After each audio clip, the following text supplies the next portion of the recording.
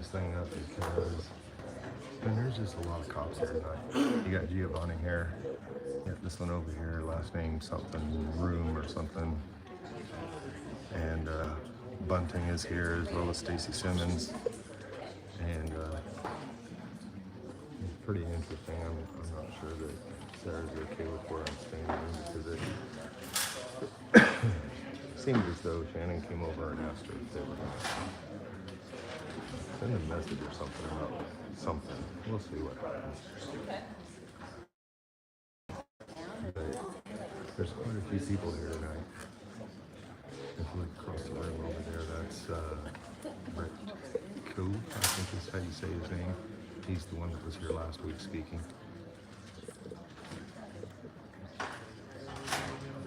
Hey, it's fine. How you doing? Can you guys hear me at all? I'm trying not to be too disruptive here. I don't want to get thrown out. You know?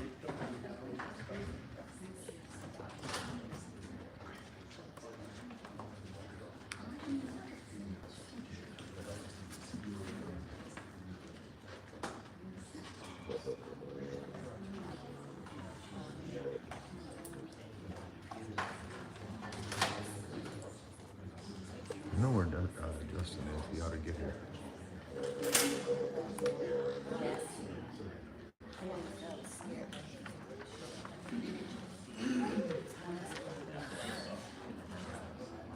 It's terrifying.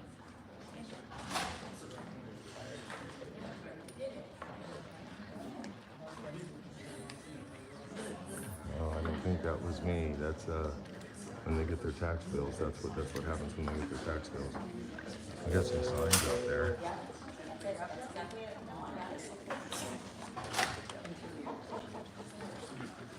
There you go. She's got a sign that says no new taxes and curb excessive spending. Answer the questions back there in the back. That's something they don't do very much of here, is they don't really listen to us or answer the questions.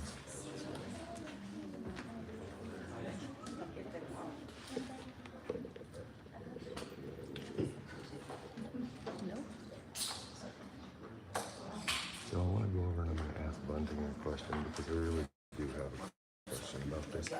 Because I discussed.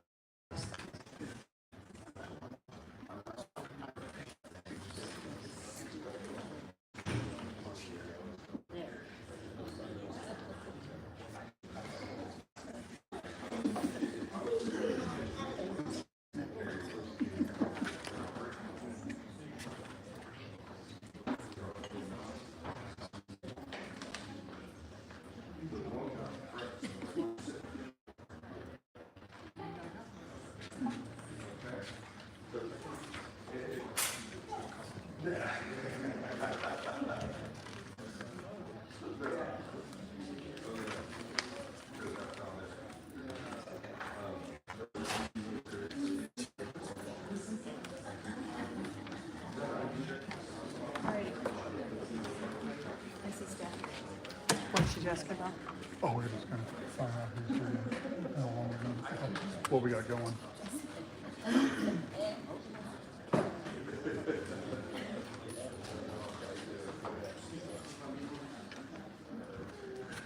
So I just went back and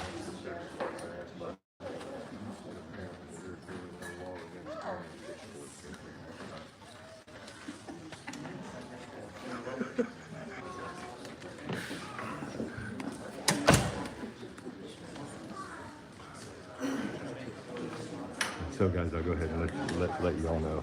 I went over and Bunting is higher up in the sheriff's department. And I went over and I asked him, I said, what do you think? Is it, would I be breaking any laws if I carried a pitchfork in here? And he says he's going to check on it, but he couldn't think of any right off the top of his head. So if you guys got any ideas, there may not be any law to be broken. Huh? That's what so I can film. There's another one like that. There's Don got a sign. They brought all kinds of signs. See, this is what happens when you got a double-digit property tax increase, and then you have the county and the city both want to increase your taxes. But check into that in your local area. It may actually actually be legal to carry a pitchfork. Where's he going? Oh, that's the county guy.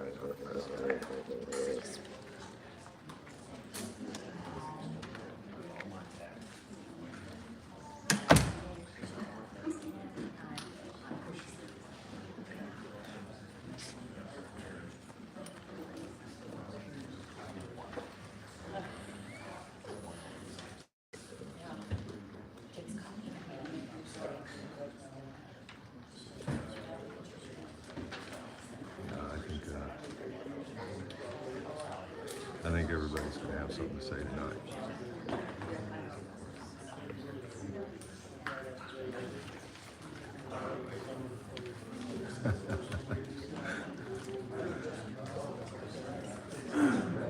They're only going to be able to arrest so many.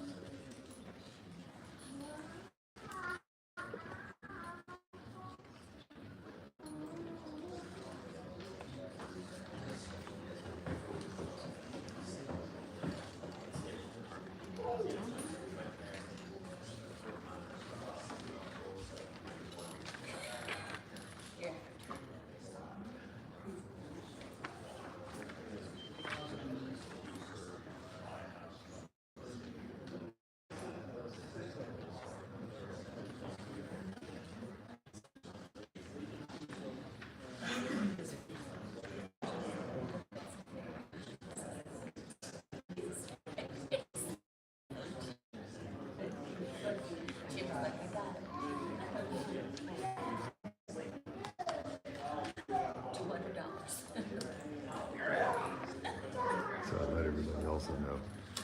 Tonight on the agenda is this post-back mitigation. There it is. 2.4. And another one where they're just going to have the give the sheriff the authorization to just go ahead and start signing contracts without a normal RFP process. Now there's an RFP process in place. There you go. Reporter taking pictures.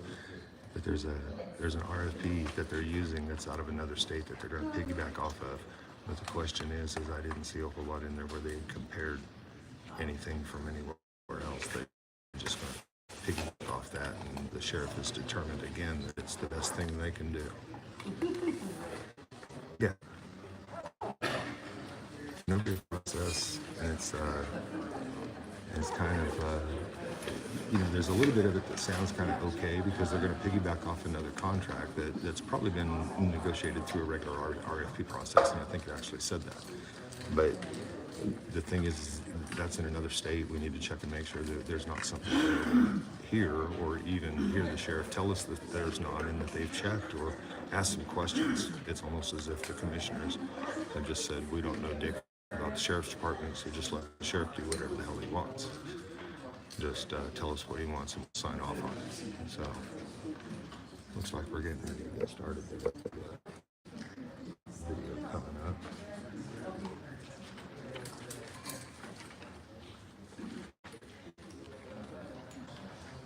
Back there. One of them's got my favorite word, accountability.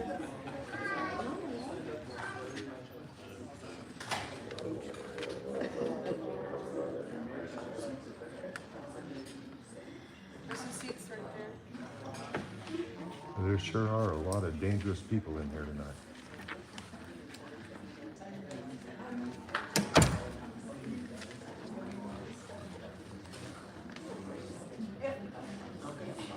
That's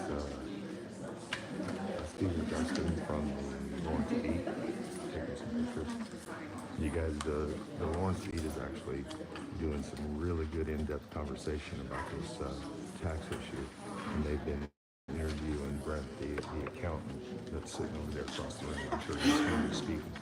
But if you get a chance, it's at Lawrence Beat, or at the Lawrence Beat on YouTube. Somebody link that in there, or find the channel and link it, because they're the ones that are having the good discussions. What's up, brother? What's up, man? How you doing? Doing good. Huh? Did you get a haircut? Yeah. So, yeah, he's arrived. Finally. Progress. So I asked him back here. Good evening, everyone. Thank you for joining us, and welcome to our August 28th, 2024 Board of Douglas County Commissioners 5:30 business meeting. There are paper copies of the agenda behind all the folks standing back there by the door, if you'd like them, and the entire packet is online. For this evening, we did have a work session earlier at 4. We'll have our business meeting now, starting with a proclamation, and then we will move into our consent agenda. So the way our consent agenda works, any member of the commission and then any member of the public can pull an item from the consent agenda for further discussion, and we'll get to that in a moment. After that, we'll have general public comment. We welcome general public comment for addressing issues that are not on today's agenda, but otherwise related to county business. So if you come to speak on the revenue neutral or the budgets, then those would wait until they come up. Given our limited time and the need to have an orderly and efficient meeting, we apply certain rules regarding public comment. A recent Kansas federal court decision has provided additional clarity regarding standards for public comment. We've updated our practices accordingly. So we'll do our best to enforce the rules consistently and without regard to the point of view of the speaker, and we will make sure that everybody gets to have their say. Each speaker then will be limited to a total of 3 minutes of speaking time. However, we always accept public comment in writing, and we have some that are in our packet and others that have come to us over email. Individual speakers may not donate unused time to other speakers. All comments must address topics within the jurisdiction of the County Commission. We will also maintain the decorum of our meeting, therefore we prohibit public comments that are threatening, aggressively hostile, or belligerent, fighting words, slander, or speech that invades the privacy of individuals, unreasonably loud, disruptive, or repetitive, or that interrupt or substantially interfere with the board's ability to conduct county business. We do reserve the right to mute or remove any speaker who violates these public comment rules. At that time, we'd ask for your name and address for our meeting minutes, and then address your comments up to the commission. Please know that comments received by the commission during our meetings do not necessarily represent the views of Douglas County government, but that we value the input. We don't usually respond to general public comment on the spot. We will, of course, be taking up the items that many, I think, you have come for. But if you leave contact information with county staff, we'll try to get specific questions answered. After that, we'll move to our regular agenda, which I think is what many of you are here for. At that time, for each action item, we'll hear from staff or the applicant, followed by questions from the commission, and then open that item up for public comment relevant to that item. Once public comment is closed, we bring each item back to the commission for further discussion and vote. Lastly, a recording of this meeting will be available on the county's YouTube page and website. So with that, we are beginning with a proclamation. Commissioner Kelly is going to read our proclamation, and this is for community health facilities. I think we have some people here to receive the proclamation and might want to say a few words afterwards. This is for recognition of the community health facility's 25th anniversary. Whereas the citizens of Steinwood County have benefited from a combined 279 years of service from Nash Community Mental Health Center, Lawrence Douglas County Health Department, and the Douglas County Visiting Nurses Association, occupants of the community health facility. And whereas on November 8, 1994, the citizens of Lawrence and Douglas County voted to approve a 1-cent sales tax in part to support the construction of the community health facility. And whereas on November 13, 1999, the community health facility opened its doors to the public. And whereas over the past 25 years, through the Burt Nash Community Mental Health Center, Lawrence Douglas County Public Health Department, and the Douglas County Visiting Nurses Association, more than 800,000 people have been directly served by this facility. Whereas in recognition of the 25th anniversary of the community health facility, a celebration of building 25 years of community service was held on August 23rd. Now, therefore, be it resolved that the Board of County Commissioners of Douglas County, Kansas, hereby extend our deepest appreciation to the community for its public support of community health services as expressed by the willingness to build a community health facility adopted this 20th day of August 2024. Hi. Hi guys, I'm Michelle Watson. I am the Director of Operational Excellence for Visiting Nurses Association. I also have with me Julie Hedge. She's our Director of Clinical Services. Cynthia Lewis was not able to join us tonight, so I'm going to do my best impression of her. I'm proud to join my fellow executive leaders for this proclamation recognizing the 25th anniversary of the community health facility. Okay, actually I have horrible impressions, but I am good-ish at math. You see, for the past 25 years, or 9,125 days, or 219,000 hours, or 13,140,000 minutes, give or take leap years, we have had the privilege to share the community health facility with two wonderful agencies and community partners, the Burt Nash Center and Lawrence Douglas County Public Health. We couldn't ask for better neighbors. Hi, Patrick Schmitz, Burt Nash CEO. We are forever grateful for the community support, which has paved the way for the construction of the community health facility. I know I speak for the three agencies when I say what an honor it is to serve the residents of Douglas County. We all have our unique missions, and we all share the common goal of bettering the lives of our fellow citizens. People know it costs money. Good evening, Commissioner. Jonathan Smith, the Executive Director of Lawrence Douglas County Public Health. We're very fortunate to live and work in a place that recognizes the need for community health services. And we certainly are fortunate to have the generous support of our local government, including Douglas County. It's truly because of you and because of our community support that thousands upon thousands of lives have been changed for the better during these past 25 years. So thank you, county, thank you, commissioners. We couldn't do what we do without you. Thank you. Thank you. And Commissioner Keller has your proclamation. Thank you very much for being here. That brings us to our consent agenda. First, commissioners, do you have any items from consent agenda that you'd like to pull for further discussion? Is there any member of the public who would like to pull an item from the consent agenda for further discussion? 2.4, please. 2.4. Any others? Sarah, do we have anyone online? With that, I would entertain a motion for the remainder of the consent agenda. Approve consent agenda items 1, 2, 3, 5, and 6. Second. All in favor? Aye. Thank you. 2.4 is for the sheriff's contract for turnkey health clinics, and we have someone from the sheriff's office who would like to speak on this. Do you have anything you'd like to address before we do public comment? You have to.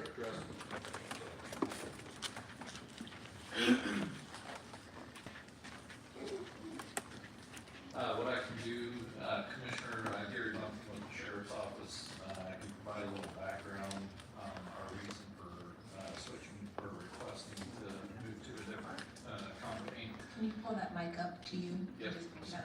You can hold it up there, Gary. What's that? You can just hold it up there.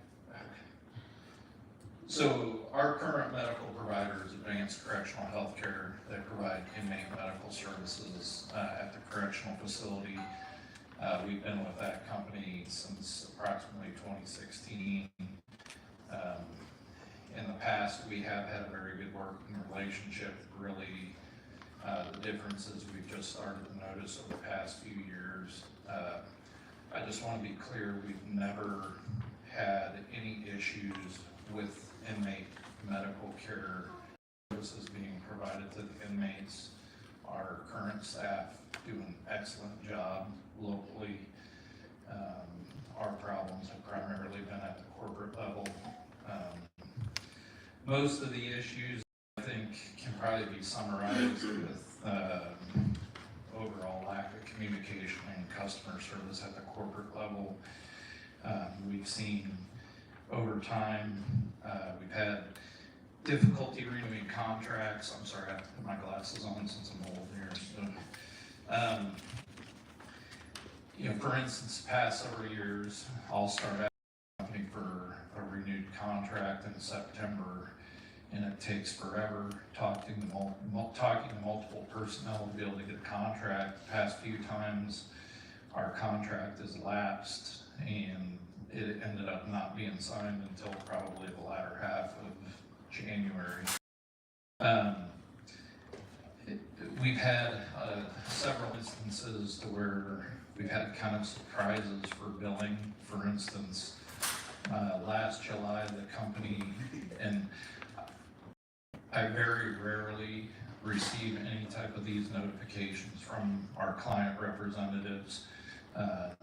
Normally, they're routed to me through, for instance, our nurse manager who works out there at the jail. But it was probably around 4th of July last year, they notified us that the company had not been billing us for holiday hours, and that they were going to need to start doing that. The company's quite aware that we need to be notified by March, April of each year for any major budget issues, to be able to plan accordingly when we go before the commission.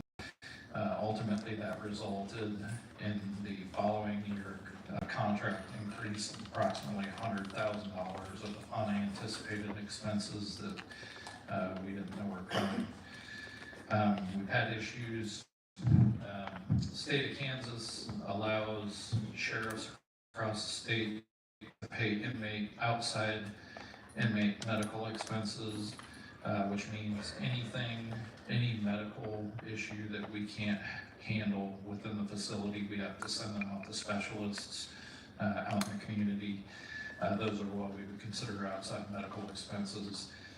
Part of that is included in the contract, but we also have a separate line item for that. But the state statute permits us to be able to reimburse those expenses at the Medicaid rate, so we contract with our current company to reprice those for us so that they're paid at the Medicaid rate, and then payment of those bills. That lapsed for a significant period of time. There were several month spans that probably starting last year leading into this year, where our bills weren't being paid last year leading into this year. So now we're kind of trying to play catch up for things that should have been paid the previous year. It's just one more example. I think really probably the final issue for us was kind of treatment of personnel. Even though they're contract employees who are not employed by Douglas County, they are very much a part of our team. We work very closely together. The company employs a number of different types of personnel from the medical community. It's usually certified medication aides, LPNs, RNs, nurse practitioners, and physicians. And I'm not aware of the full details, but the company had a negative incident involving LPNs, and basically made the decision without communicating with us, who most of our employees were LPNs, that they were going to begin the process of eliminating them from their programs. And so they started off company-wide. That's a story in and of itself, but basically they provided no information from us. We had to hear it from the employees. They told some employees they could stay if they enrolled in further education, then turned around a week later and told them no, that was not the case. They would only have a couple months left. Basically, there's very little transparency during price increases that they presented to us. They will not provide a breakdown of how those increases are laid out or where they're being allocated. That's just kind of a quick summary, but predominantly the overall issue is a lack of communication and customer service, which we feel we need to look for a different vendor to provide those services.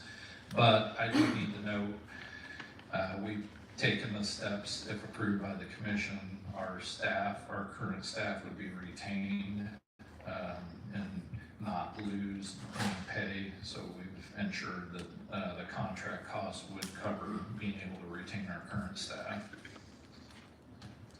Thank you. Commissioners, do you have any questions before public comment?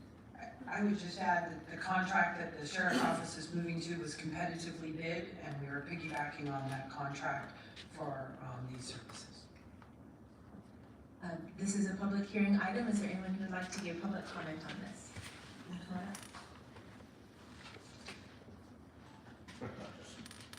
So the reason I brought this down, I appreciate all the clarity because I did have a couple questions about what was going on with the reason why we were leaving. But more to what Sarah spoke to, I noticed that we're piggybacking off of another contract, and this is another time. And I looked through the documents and I didn't see a lot of the RFP itself.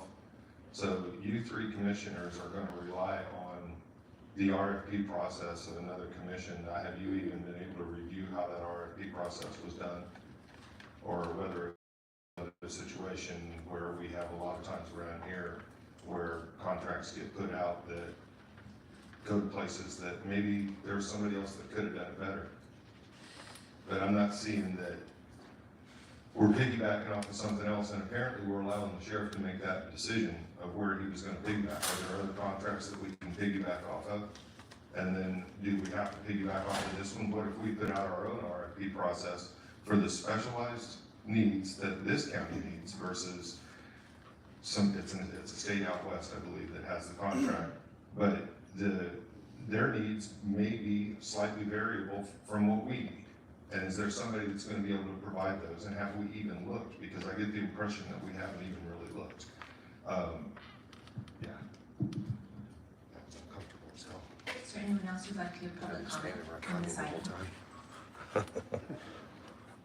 Sarah, do we have anyone online? Okay, that, Major Bunting, do you have anything you'd like to respond to, or you? Yes, Commissioner, I can at least answer some of Mr. Robbie's questions. So, they're in the medical provider field for inmate services, vendors are somewhat limited. You have vendors that provide services for extremely large facilities and those that focus on smaller, mid-sized facilities, which is ours. You won't even be able to get some of the larger companies to be able to bid. The companies we looked at, we wanted a company that was reliable and had a positive history. A number of the other companies, we did not look at them because some of them have had to file bankruptcy, restructure. While this did go through an RFP process specifically for Butler County's needs, we did make modifications to the program that were tailored for our needs. So we are receiving a program that is tailored for our specific needs. Commissioners, do you have any questions, comments, or motions? Just a motion to approve consent agenda item 2.4. Thank you, Major Bunting. Second. All in favor? Aye. Motion passes, thank you. So that does bring us to general public comment, and just a note for folks who are coming in, this is for items that are not on our agenda. If you come to speak on the R&R notice, that revenue neutral rate notice for either the county or for Consolidated Fire District 1, or to talk about the budgets for the county or Consolidated Fire District 1, those items will come up to us shortly. So I ask you to hold those comments for that, and there will be public comment there. But this is a time for general public comment for items that are not on our agenda. Is there anyone who would like to give general public comment? Come on up. Why are all these other signs allowed here tonight? You all are lucky you got a message on your signs that they approve of, otherwise you might find yourself awfully arrested like I was. My name is Dr. Justin Spees. On May 1st of this year, I stood right here holding this exact same sign that says women have more balls than Patrick too. And as I began to speak, Karen, you interrupted and said, I'm afraid we're not going to allow the sign. I asked what was wrong with the sign, and you declined to answer. You then had my microphone shut off, saying I could no longer talk during my general public comment, and you had the sheriff called. I went and stood right over there, right where I was standing this whole time, peacefully and quietly for over half an hour, and then Shannon Reed, you stopped me. You stopped the meeting to say to me that I had made my point and that you had been patient, which means this was all about the sign and your attempt to control it and limit my free speech. You then said I was standing too close to staff, and then that I was blocking a traffic way, but none of that was true. And so here we are today, same sign, standing in the same place, saying the same things, and I'm allowed to say it this time. Why? Prior to this, on April 17th, I was stopped from speaking because I said about Patrick Kelly, quote, this guy sounds like a real wimp. I'm saying it now. This guy sounds like a real wimp. Why aren't you stopping me? On April 24th, I said, Patrick, you are far, far below being a real man. and you, Karen Wiley, said, I'm afraid we're not going to allow personal insults. I said it's about his character. I then said, I have more balls than Patrick too, and Karen, you shut off my microphone. Well, I'm saying it again today. I have more balls than Patrick too. Why am I allowed to say it today? Is that an admission of your guys' guilt that you violated my First Amendment rights? Your guys' motion to dismiss my lawsuit against you for these incidents says that I was actively yelling, and that was the reason that I was arrested. And you quoted Lieutenant Channel, who's named in the lawsuit because she had me unlawfully arrested at the direction of armed robbery and you guys. She said that the problem was when she walks in and I was actively yelling. Well, nothing could be further from the truth. Not only was I not yelling, nobody in this room was yelling until she walked in and they started booing her because they knew what was happening was wrong. On video. So it's a straight up lie. Matter of fact, I've been standing here this whole time. Look, I'll go stand over here right now. I'm standing here right now. Nothing. It's allowed this time. Why is it allowed?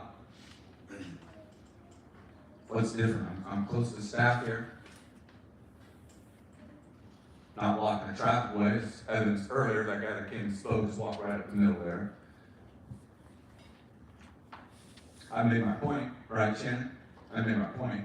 So you can control what I say, right? And how I say it.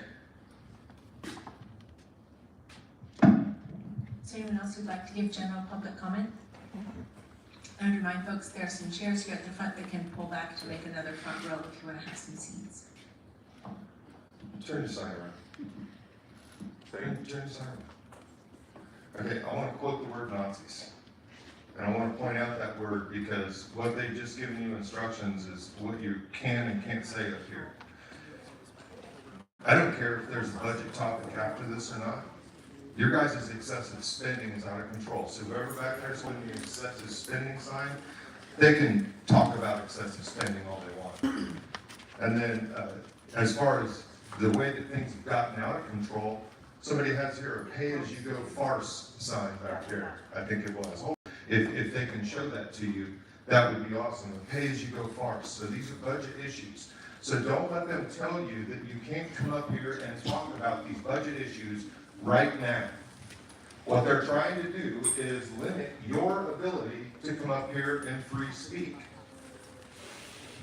We do deserve a rebate on our taxes. You guys have a ton of money in the bank. You need to cut your property taxes and exhibit some integrity. She has a sign back there that says exhibit integrity. And that's not something we've been seeing. But another one has a sign back there that says accountability, and that's what this looks like to me.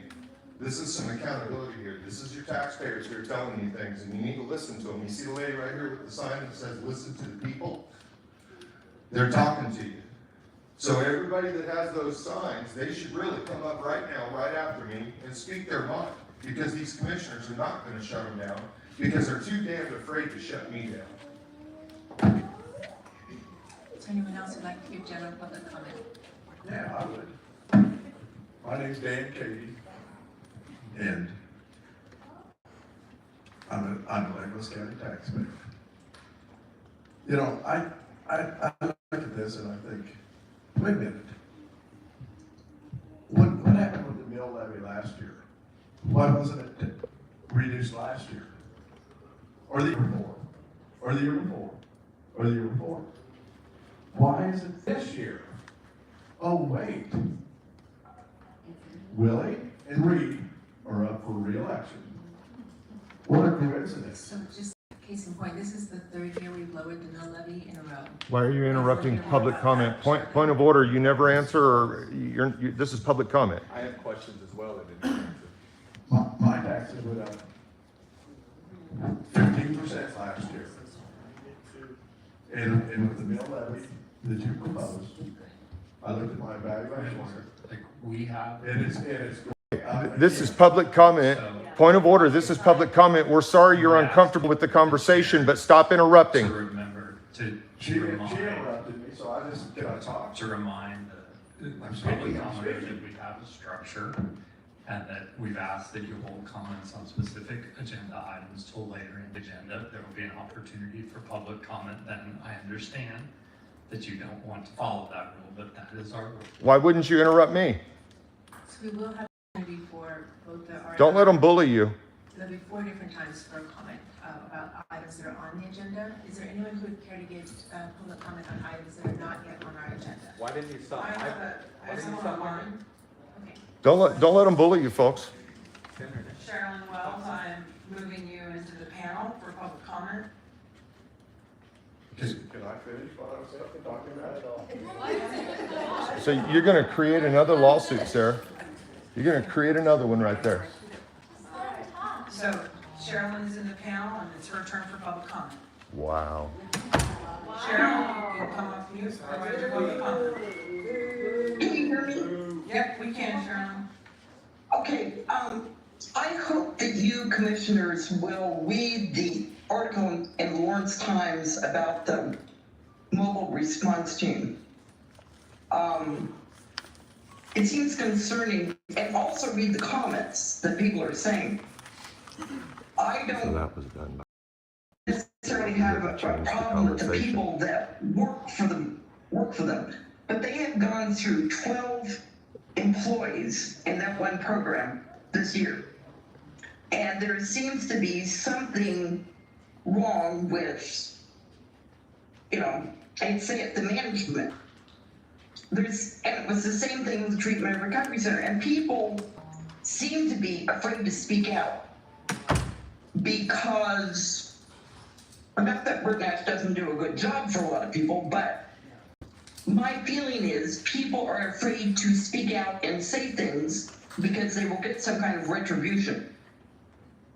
I'm concerning that they said that people were just sitting in an office doing nothing, and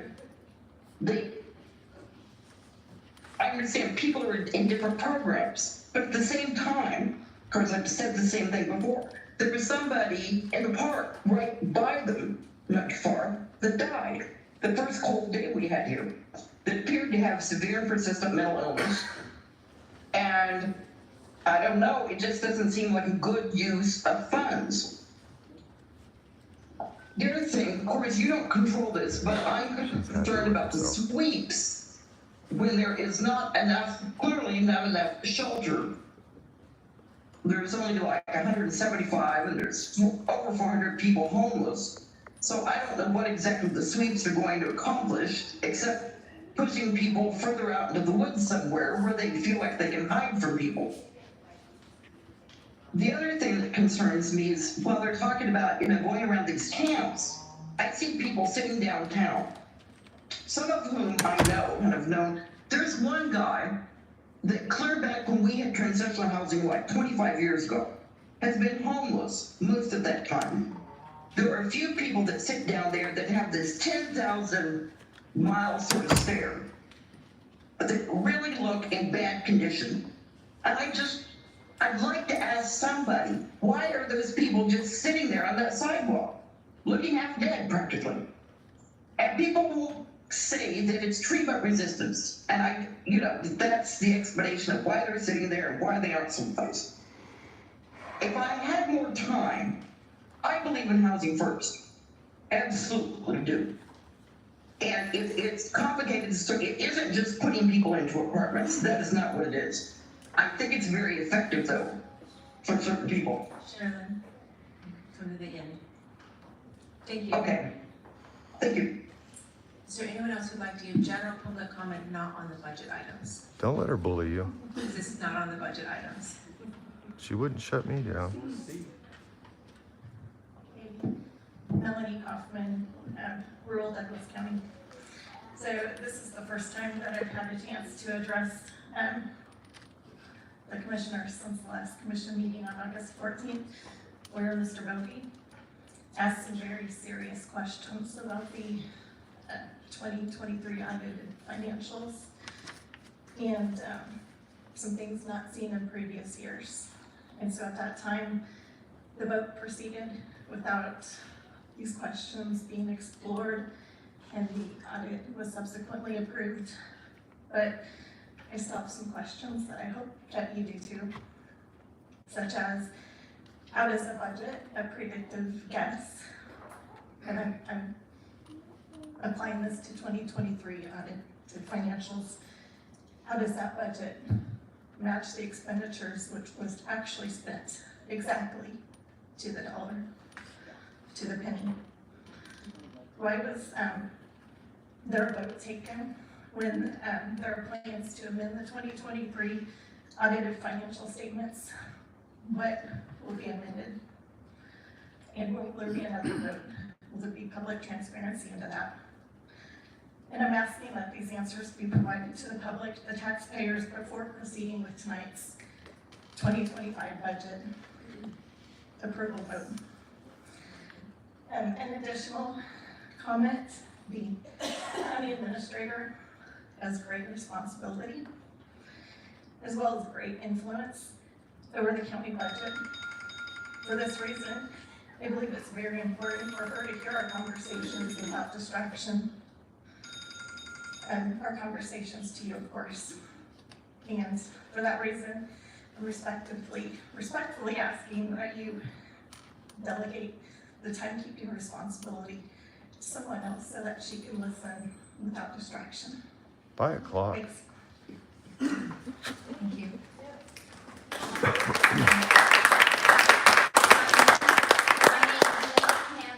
These are the words of Patrick Henry in 1775.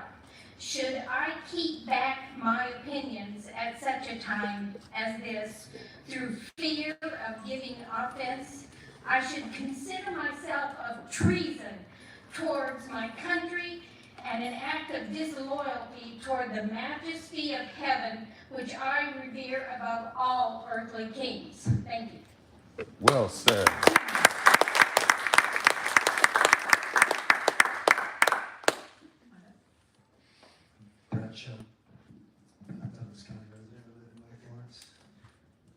Commissioners, I would like to know how, in good conscience, the board can move to consider approving the proposed budget for 2025 when the work is not yet complete on the 2023 budget. Sir, we'll have a comment, we'll have I'd like comments about the budget. this was following up on her comments, the 2023 audited, are you muting me? The 2023 audited fund. It's still going. We just need to. Appreciate it. Yeah. The 2023 audited financials have obvious material misstatements in amounts exceeding $30 million. The fact that the board has certified this audited budget with all of its glaring faults after being informed and alerted to its misstatements by experts from our community shows that you have abdicated your responsibilities as commissioners to have oversight of the preparation and certification of these documents, and instead chose to be rubber stamps for the administration. Is it not your job to be representatives of the people? Is it not your duty to steward the people's money with the utmost prudence and care? This cannot be swept under the rug. I urge the board to delay today's vote, to revisit and re-examine the 2023 certified budget, present the people with the correct actual numbers, and own the mistakes instead of moving forward and compounding them today. Thank you.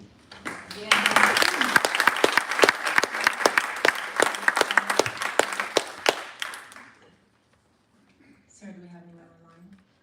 Okay. That we will close general public comment and we will move to our regular agenda. So the first item on our agenda is to conduct the public hearing to receive comment on the revenue neutral rate for Douglas County and for our county cemetery districts. And I will turn that to Sarah for some background. Well, they shaved about a half hour off that meeting, I'm I gonna think. share my screen.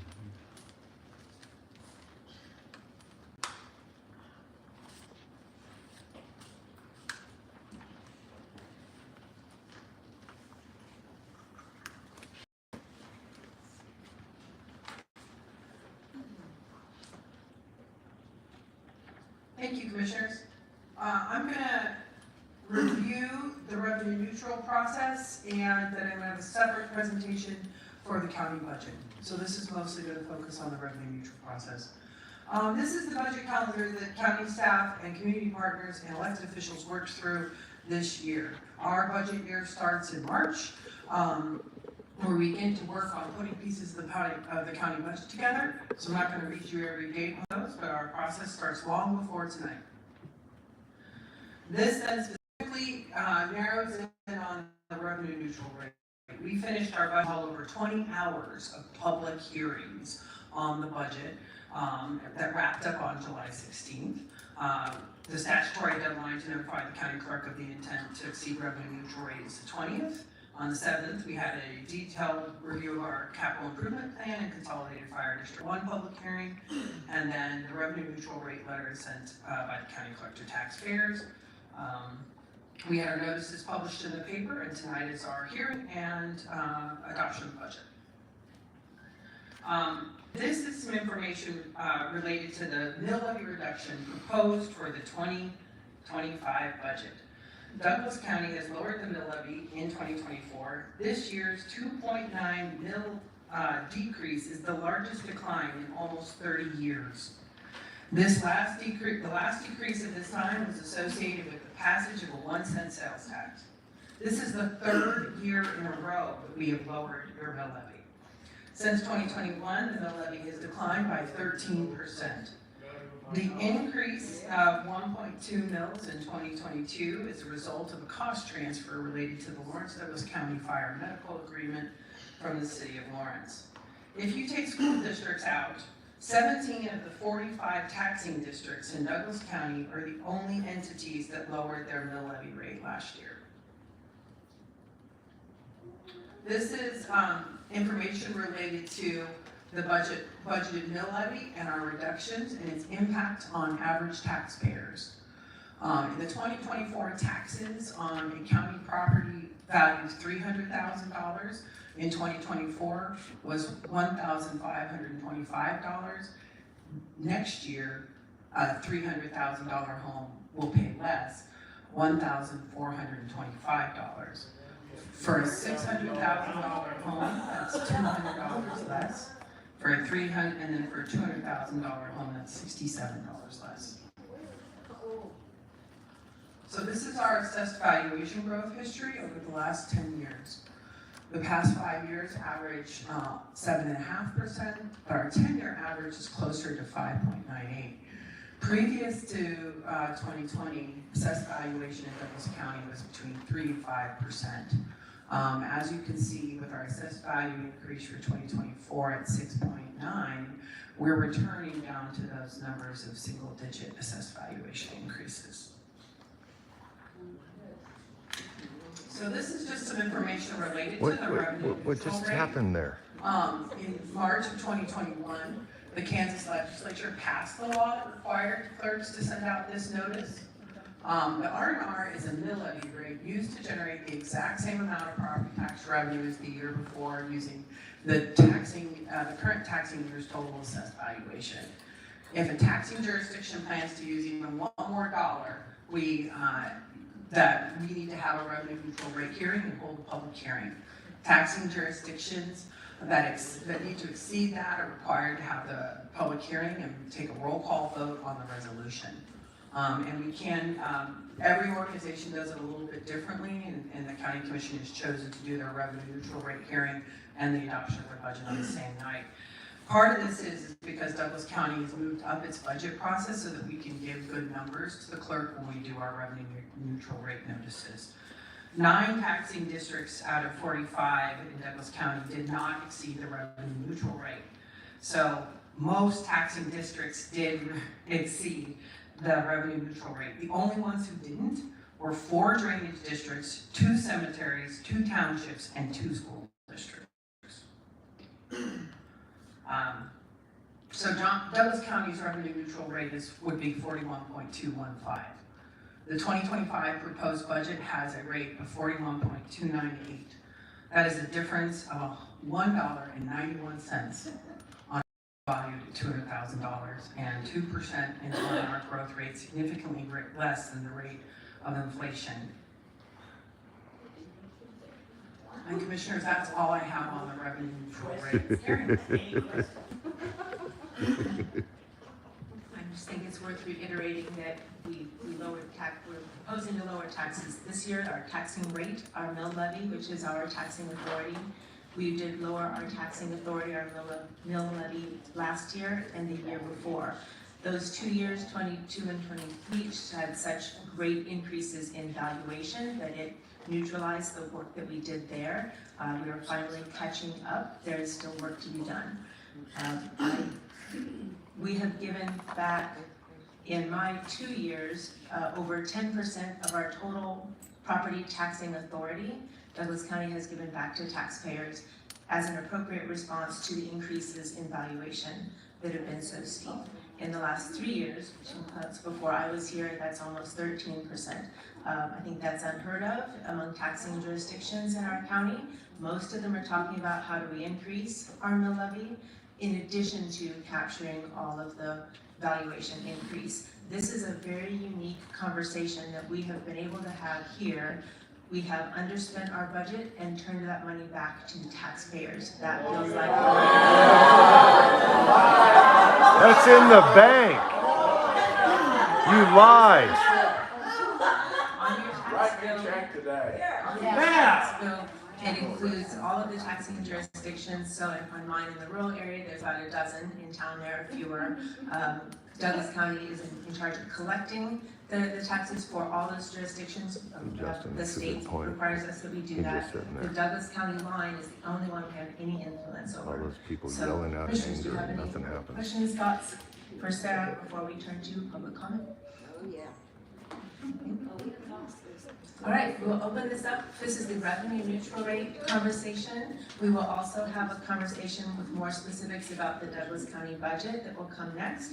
And then we will hear a revenue neutral rate conversation and have public comment for CFD1, that's Consolidated Fire District 1, and their budget. So go ahead. Great. Rich Lorenzo, rural Douglas County. I'm back here again, guys. Last year I told you that Douglas County residents were struggling, and since 2021, the cost of living for Douglas County families has risen sharply, and it appears that things have only gotten worse. As a candidate for the commission, I have been talking to Douglas County residents in Baldwin City, South Lawrence, and out in the county, and I hear the same things. We are barely making it. We are working 2 jobs to pay the bills. I'm moving out of this county. Please get us tax relief. My property taxes have doubled. Spending at the county is out of control. And the most heartbreaking one, I've lived in this home for 25 years, and I'm gonna have to sell because I can't keep up with the taxes and insurance. Then I noticed that on my recent tax statement, the property tax portion from Douglas County went down a little bit this year, about $100. And I was like, wow, they actually listened. Then I stopped and thought for a second, wait, I can't be fooled by that. My taxes from the Douglas County portion have increased by a couple thousand over the last 4 years.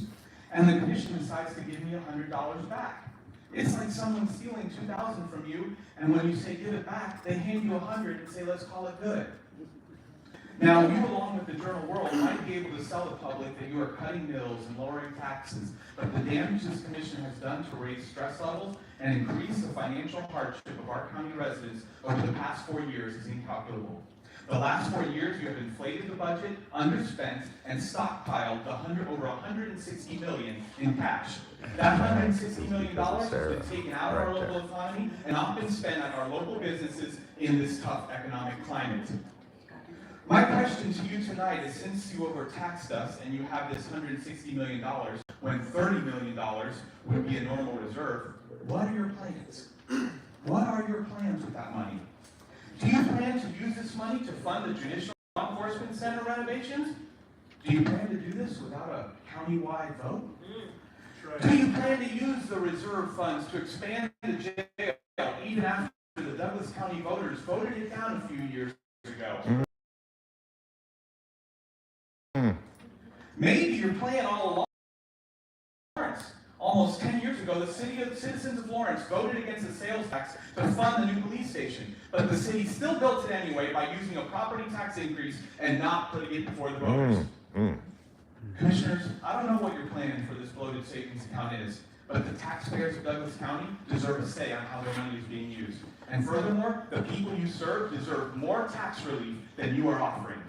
Give the people back their money, especially after the past 4 years of overtaxation. Thank you. Yes.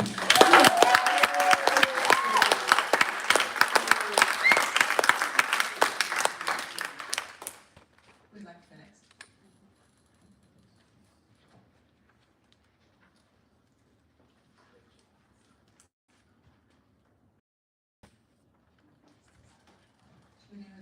public comment? Can you come on up? Go ahead.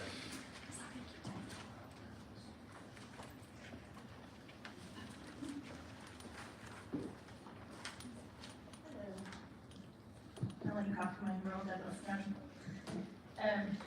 So normally, we assess appropriations are balanced with the county's needs or requests, what they actually need. And this is the equation for determining the mill levy. But now, for several years, you've introduced another variable, and that's the underspent from the previous year. And that you're saying that we're able to give us back 6 million this year out of fund balance of 22 million carryover. That's just for fiscal year 2024. Is that true? So have you forgotten about the property assessed valuation variable? And did you consider reducing the mill levy based on increased assessed valuations? I'm not sure that that whole equation that you're calculating all those variables sent out. Also, isn't it backwards to begin budget deliberations considering the assessed valuations? So the beginning of the budget hearings, you started with, this is the amount of money we have from the assessed valuations. Isn't that backwards? Shouldn't you start with, what does the county need? You said that you moved from unspent dollars to fund balance, which is transferred to capital improvement for projects like the JLE building, which is not requiring the tax increase.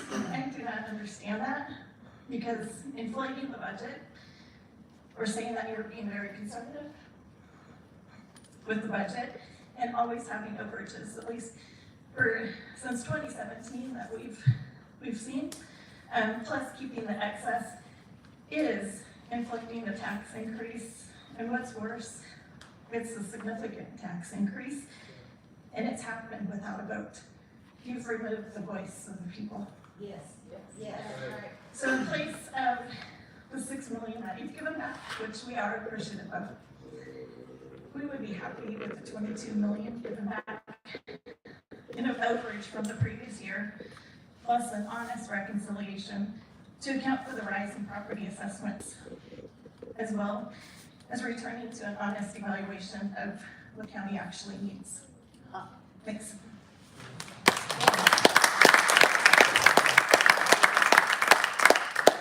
The next.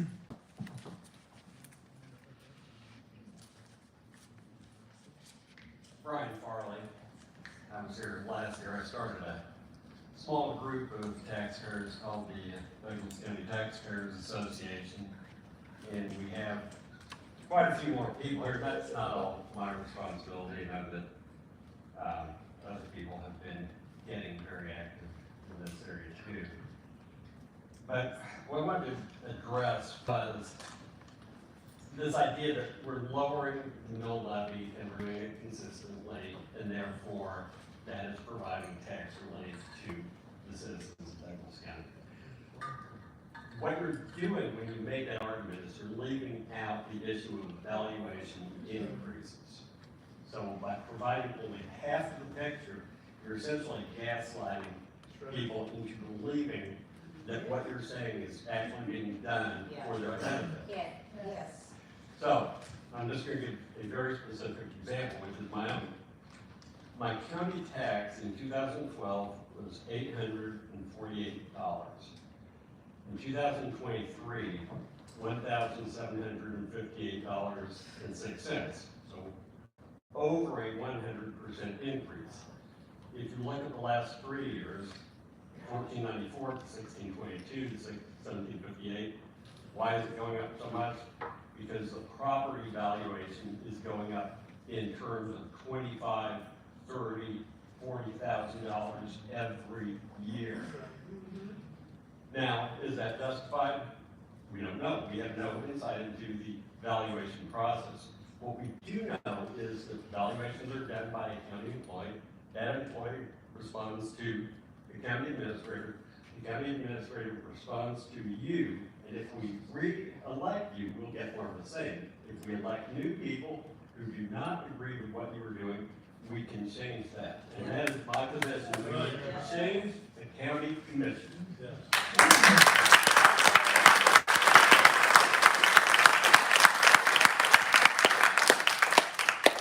like to go next? I'll go ahead and go because I want to make sure everybody understands. I don't see everybody jumping, so I'm going to take my little time to make sure that everybody understands. But this is part of the budget. And this is a big part of the budget that you got, and this is just like what happened at the city meeting, that people are gonna wait to talk about the budget, but right now, this is a big part of the budget. They're having to have this specific meeting and this specific open forum right now, because what they're actually doing is exceeding the revenue neutral rate. Yes. And that's where it begins. We have to stop the exceeding of the revenue neutral rate in order to start getting some constraints on the budget. This is basic, math 101, isn't it? We've got some accountants in here that until we can control why they're having to raise the mill levy, raise it, but lower it not enough or whatever. But the reason they're having this is because they're exceeding, their spending is going up. And we need to address why. And their spending going up is not keeping up with our increases. And we have to have our own little mill levy. We don't get to adjust it like you guys do. We're stuck. And it's just like I said at the city meeting. We don't get to go to the boss and say, hey, having a tough time, I'm gonna need to take more money from whatever you earn. We don't get that option, but you guys do. And somebody said something about it a minute ago, and it made me think about that Goodfellas thing, where they're walking through the thing and they're talking about the mob, and you have a fire, fuck you, pay me. Lightning strike your house, fuck you, pay me. Have a bad day in business, fuck you, pay me. That's really how you guys are acting. You're acting like gangsters. And people need to come up and speak right now about the fact that they have to keep having these revenue neutral hearings, because this is where the budget process begins.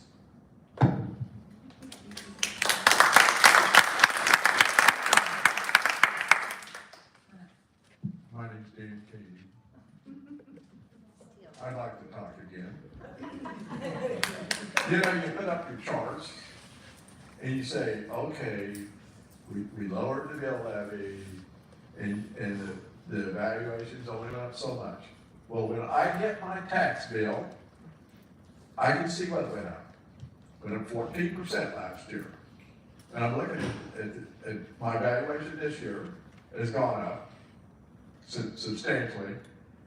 And even with the mill levy decrease, I'm gonna get an increase in taxes. So you sit here and you say you're gonna lower our taxes because it's election year. And the only way to hold you accountable is for people to get out, talk to your friends, talk to your neighbors, and say, if you like your taxes going up every year, elect Willie, elect Reed. But if you don't like it, vote them out. Vote them out.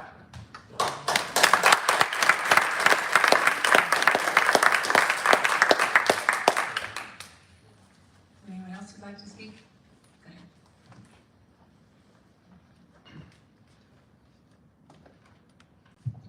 Wayne Kaufman, rural Douglas County. Is there a variability on this volume? You don't need to hold it so close. Everyone can hear you. Thank you. Thank you also, Sarah.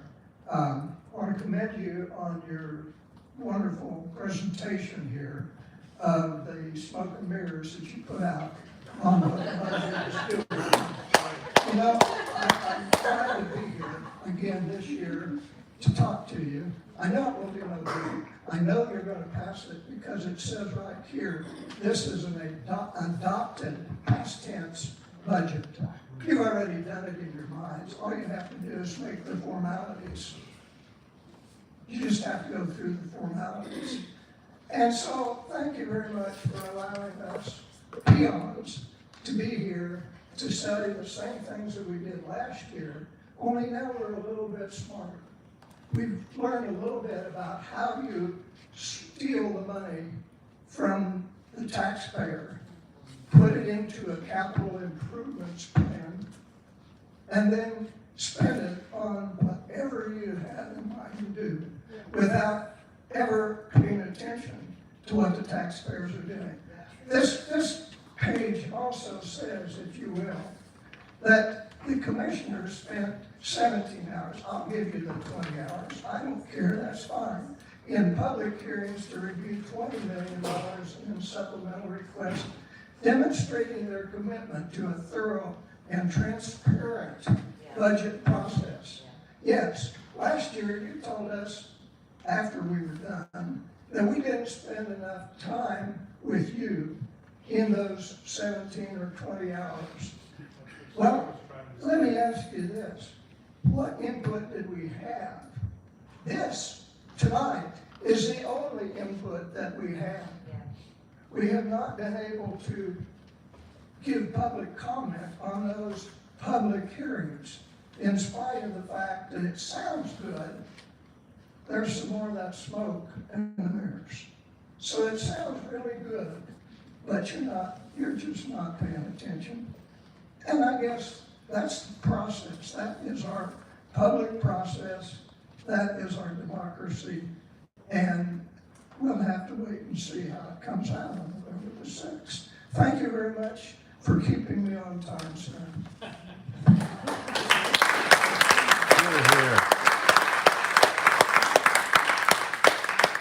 anyone else like to give public comment on the R&R?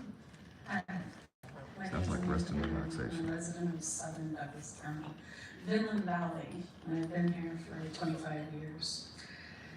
My question to you is, where are the other two representatives that we elected?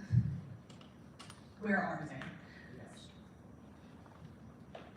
Our property taxes have increased 35% in the last 4 years. We have tried repeatedly to reclassify our property to match the use of our property, only to be told that we have a 63-acre yard for our personal use. This does not match reality. My husband is a woodworker. We live in a forested area, and he uses wood from our property to create handcrafted furniture to sell. Yet, it's now considered residential. I worked as a software developer for a distinguished professor of mathematics at our beloved University of Kansas here for 11 years. And it was from this man that I learned a very valuable lesson.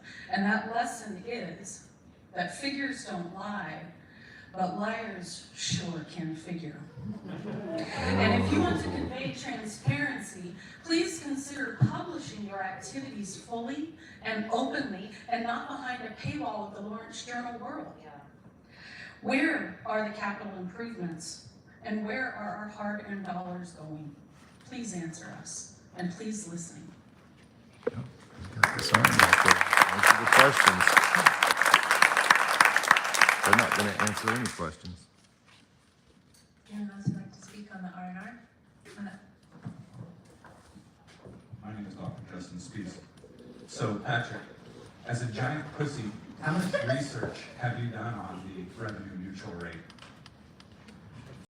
Karen, May 1st, I came in and talked about the windmill, and I said, Patrick, as a giant pussy, how much research have you done on the windmill topic we're talking right now? And Karen, you stopped me and said that I wasn't on topic, and then you said it was fighting words. So right now, I just said the exact same thing. You haven't stopped me. You haven't accused me of breaking the law, which that is, because fighting words would be disorderly conduct. And if that was fighting words, you would have me arrested right there. But you were able to stop me and turn my mic off and stop me from speaking. Simply because I addressed Patrick as a giant pussy instead of what? What do we got to talk to him as? Commissioner? King? I think we need What's to, acceptable? we need to not use the personal attack. That's a personal attack. So if I call respectable commissioner perfectly allowed, why is that? It'd be a lie. I think, yeah, it would be a lie, and I want to tell the truth. So Patrick, as a giant pussy, how much research have you done on this? So you guys are going to mute him? Really?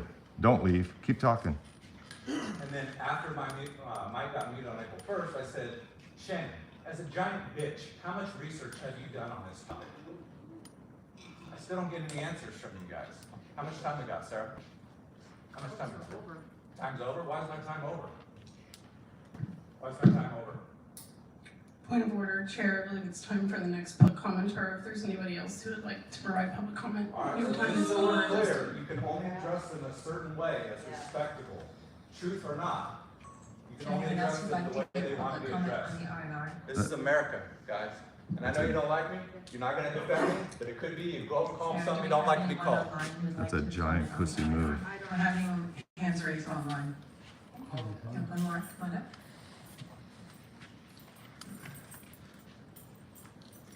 Hello, thank you. Thank you, Justin. It's fun to see you. I always enjoy your passion. And I'll talk to you guys rather than Sorry, I didn't get your I name. think we're going, my name's Curtis Wharton. I think we're going a bit hard on these guys. They're just people, just like us. Sir, can you address the commission? Oh, is that who I'm talking to? Well, I guess we'll face these guys. I know what I'm talking to. I'm talking to you guys. Most of you are homeowners, I assume. If any of us could increase our budget, we probably would, just as these people. So give them a break on that. Now, they're not going to change anything. They've got their minds made up. I just think you guys aren't going to change anything. But we do have a voice, and our voice might be our property values. I spend a lot of time keeping my house looking nice. I mow the grass. I keep the front of it looking nice. I invest money in my house every month. And the property values keep going up. 1.9%, please. 10% every year, my taxes go up. But I don't have to mow my grass. And I can park a car on my lawn, flatten the tires, or put it up on blocks, and start to drive my property values down. And so can you. That will get their attention. In a couple of years, we can mow our grass and get this back under control. Something to think about. Coming to these meetings, it's fun. You get to make it. I do enjoy your passion, but I don't think you're going to change their minds. Did I change your mind? Well, mine was along the same lines as yours before. I Boom. understand the question. But you're not listening either. Your numbers don't make sense. I don't know whose values went up, whose taxes went up 1.9%. Everybody I know they've gone up 10%. Anyway, you guys have a good day. Someone took the button on the back wall there. Can you get it?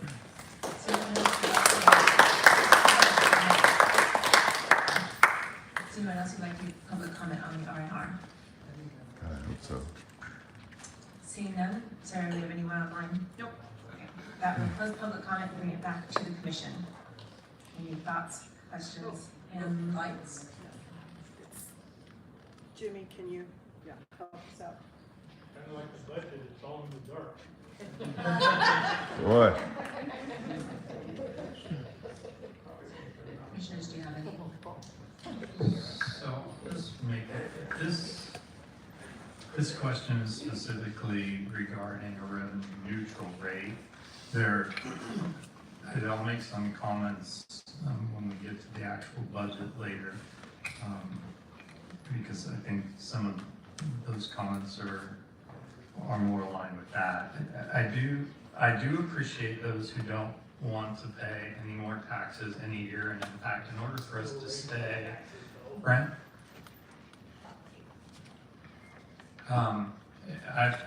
In order for us to have a revenue neutral rate, that would mean that there would be no additional dollars available to Douglas County year after year after year. My experience has been in that we need to recognize the increased costs that many of you are talking about, and that's also true for our Douglas County employees. They have those increased costs too. If we are to hold it a revenue neutral rate, it would make it very difficult to do any type of wage increase for our staff. If we were to do that, let's say we did decide to do a wage increase for Douglas County staff, we would have to continue to cut services and infrastructure at a rate to match that increase. So You got it in the bank, Patrick. well, this is You got money in the bank. You got our money in the bank. So I do understand, I hear what you're saying I want to pay less taxes every year. I want the county to operate on a fixed amount of money from year to year to year to year.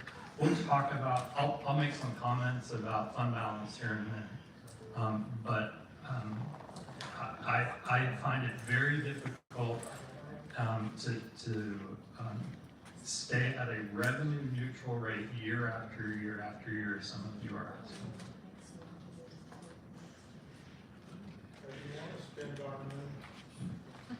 I appreciate those comments, Commissioner Kelly, and I will just add that one of the last slides that we saw from Sarah was how close we are to the revenue neutral rate, which is not where the proposed budget started at the beginning of the summer when commissioners began having hearings, but through our choices and reduction of the mill levy, we are almost at a revenue neutral rate. And I just want to put a point on the fact that term and that idea from the state is a relatively new one, and it's rather nuanced, if you ask me. Oh God, here we And go. Amber Sellers as already was did pointed this. out in the presentation and is easily available online, nearly every taxing authority, whether it's your rural water district, your drainage district, your cemetery district, your fire district, townships, cities, and counties, go beyond revenue neutral year after year. That is typical because there is an increase in expenses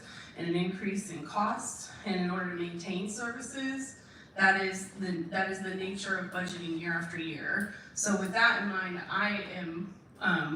I'm quite pleased that we are so close to a revenue neutral rate, because I don't believe that was I can speak for myself and say it was not my goal to get to that place. My goal was to find areas where we could reduce our mill levy overall, again, for the third year in a row, and reduce harm where possible while maintaining services and making important investments. And to see that we are that close to the revenue neutral rate is quite unheard of in local governments.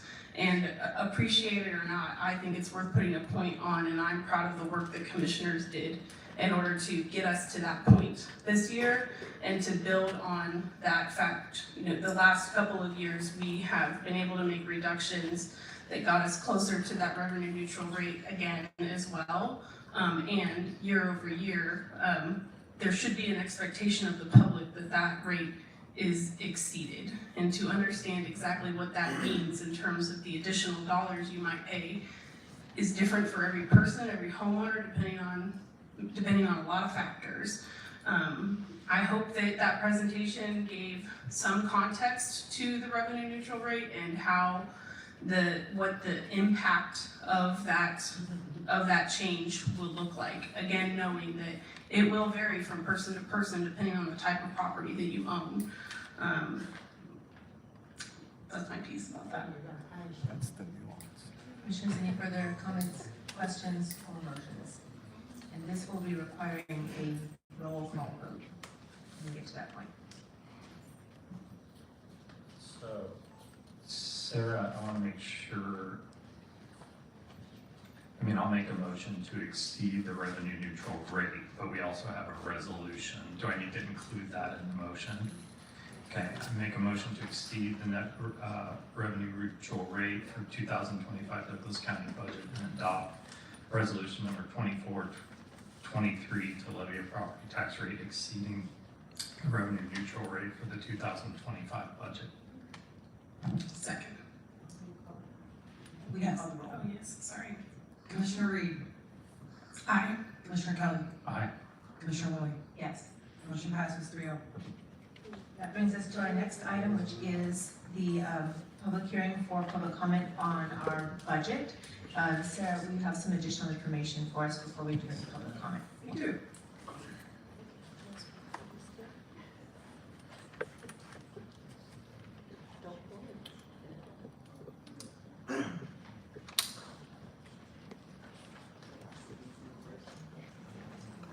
Lots of questions. Lots of questions.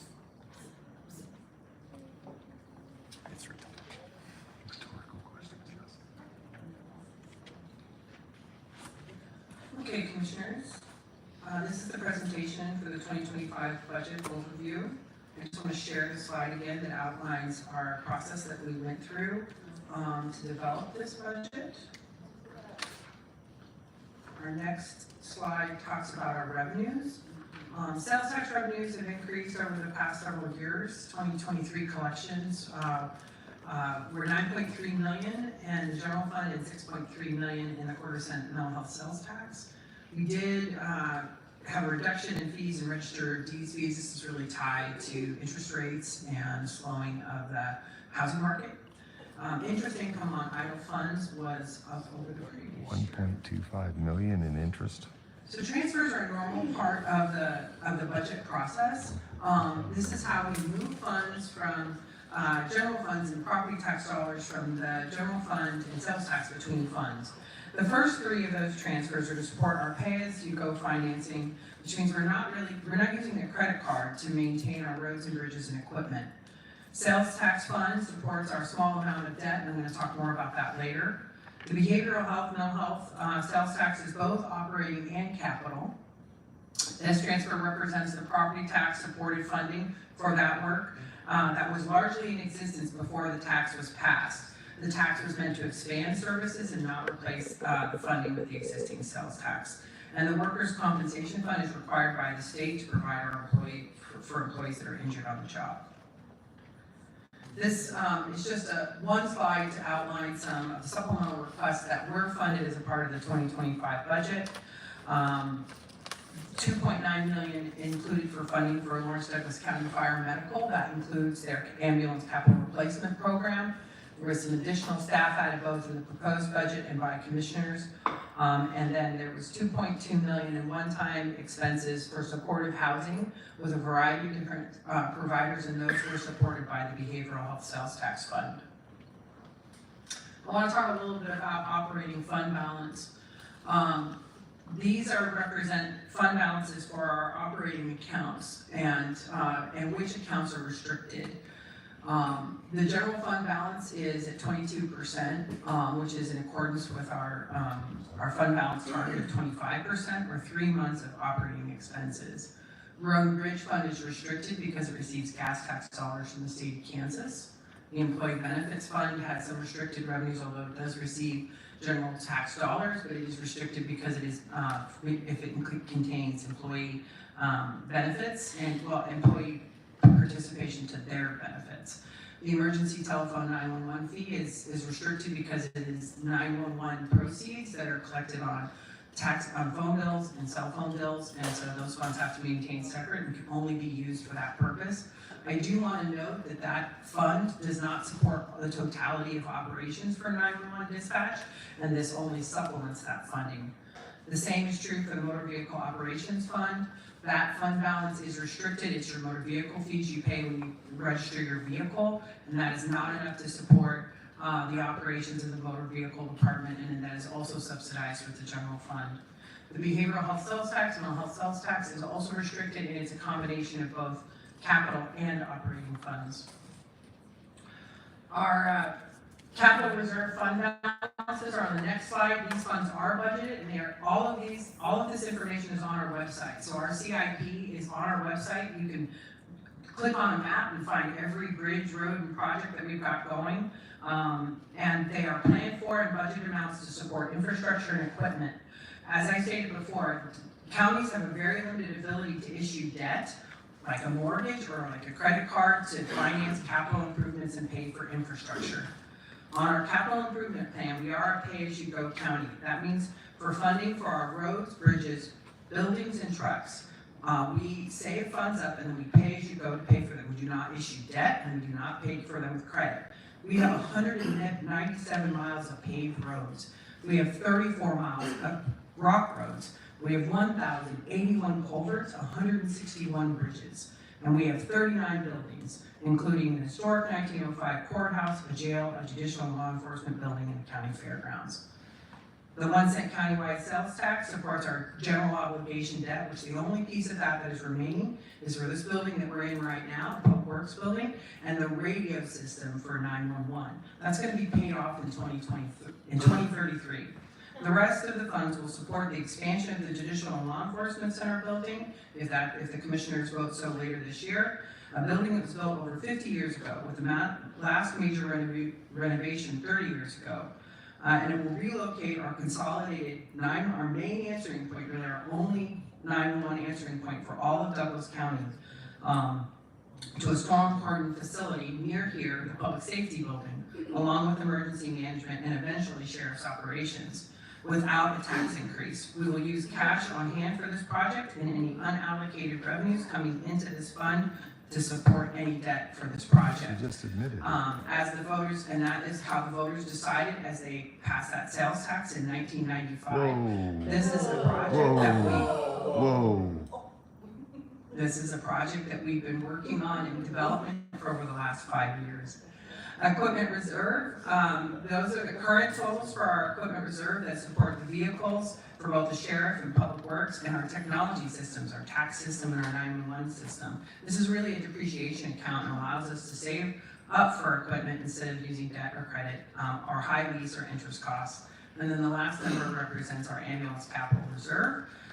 We also are pay-as-you-go for ambulances. An ambulance costs $560,000 per ambulance. So it's a $500,000 vehicle running down the road. We replace 3 ambulances a year. And commissioners, that's all I have on the budget hearing. Glad to know we planned that There's since the been a lot of 90s. discussion at the city commission about Lawrence Douglas County Fire Medical. That is a shared department, shared project between Lawrence, the city, and Douglas County, with Douglas County covering medical for the entire county, not just within the city limits. One of the difficulties or odd things about that funding is that though we are obligated to all of the medical expenses and a third of shared expenses, I'm using some rough numbers there, we don't really have a say at the county over what gets funded.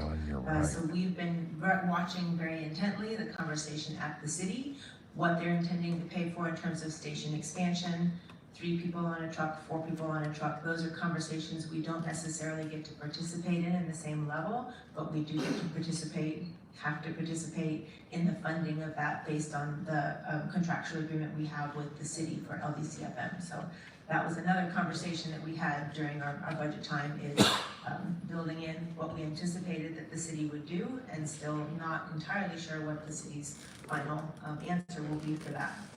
But that's, if anybody's following city budget conversations, that's why we're hearing more of it there than we are here, but it certainly impacts us also. Commissioners, do you have other comments or questions for Sarah? Okay.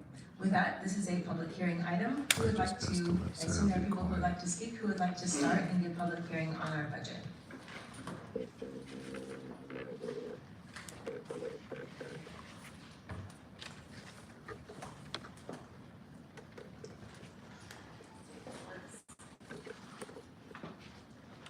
Hear me?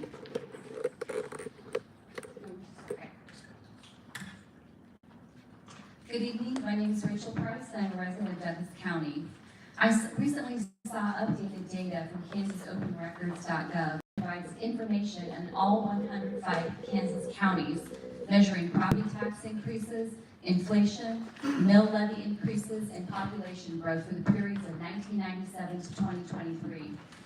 Douglas County's tax percentage increase from 1997 to 2023 was 503.6%. This is worse than any other county in our entire state, worse than all the other 100 counties across this great state. Just think about that for a minute. A chart has been distributed this evening comparing Douglas County to the other highly populated counties in Kansas. We are the worst, and that's not even close. As you can see, we are the worst, not even close. Please reduce the budget and reduce our property taxes. Your annual increases are not sustainable. This current Board of Commissioners has approved the largest budgets and property tax assessments in this county's history for the past 2 years. Just stop bragging about the piddly decrease in the mill levy. It's insulting. Hear, hear.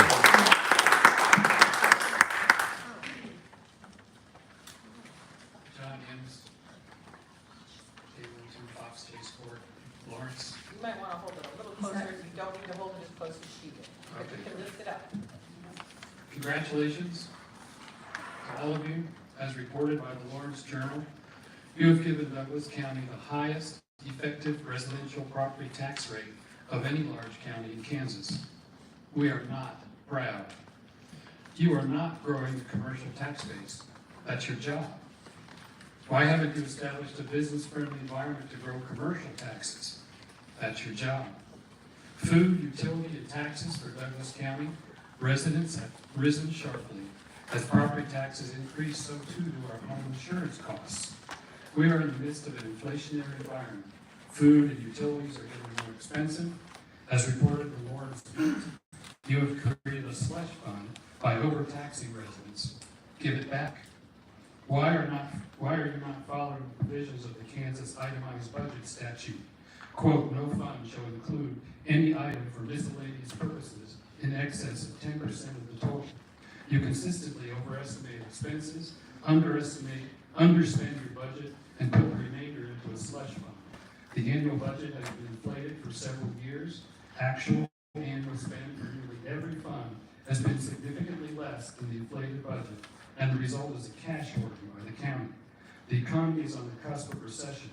Businesses will be closing up shop. People will be losing their jobs. Retired and lower income citizens cannot afford to keep their homes due to property taxes. People cannot afford rentals, and landlords raise rents to pay taxes. People become unemployed and unhoused. People see their own budgets broken and must make decisions on food, medicine, and rent. No other county in Kansas has $168 million reserve slush fund, yet you continue to raise taxes. Year after year, since 2017, you increased taxes, pushing citizens out of their homes, reducing basic safety infrastructure, and you are unsuccessful in your social programs. Homelessness is increasing. You've made the county less safe while making citizens pay more taxes and growing an ever greater slush fund. Look to New York, New Jersey, and California counties for consequential examples. People leave. Rather than have that happen, you should leave and look for a new job. Well said.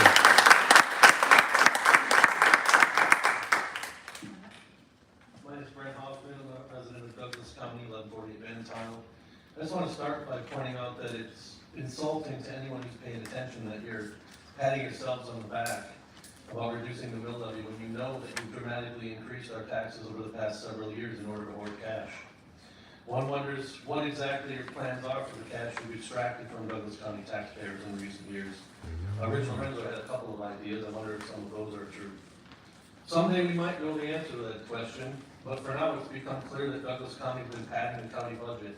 So how is the county able to pad their budget, and is what they're doing even legal? In the details of the county's 777-page budget document, there are various detailed budget line items. I want to highlight 4 different line items that appear on various funds in the county's budget. Item 99030, cash basis reserve. 99085, miscellaneous expense. 99090, non-appropriated balance. And 99120, funding contingency. Ironically, all 4 of these items are grouped under the category titled miscellaneous expenditures, total on each fund. This fact is important. Now, let's now turn to what the statute says about all this. Statute 79-2927B, it says the budget shall allow in parallel columns the amount of revenue actually received from taxation and from other sources, with the amount from each source separately stated for the preceding budget year, and the amount actually received and estimated to be received from taxation and from sources other than direct taxation, with the amount for each source separately stated for the current budget year, and also the amount estimated to be received during the ensuing budget year, with the amount estimated to be received from each source separately stated, except as provided by KSA 79297A and amendments thereto. The budget of expenditures for each fund balance shall balance with the budget of revenues for such fund, and that portion of the budget of revenues to be derived from ad valorem property taxation shall not exceed the amount of tax which can be raised by any fund limit or aggregate limit placed upon such fund. Then if you look up at 79297A, at the bottom it says, the budget for each fund shall not include any item for sundry or miscellaneous purposes in excess of 10% of the total. Except for school districts, municipal universities, and community colleges, the budget for each fund may include a non-appropriated balance not to exceed 5% of the total of each fund. I am asking you today to reduce the budget and abide by this statute. Your practice of inflating budgeted expenditures must stop. It's basically what you've been doing is preemptive taxation. It's against the law.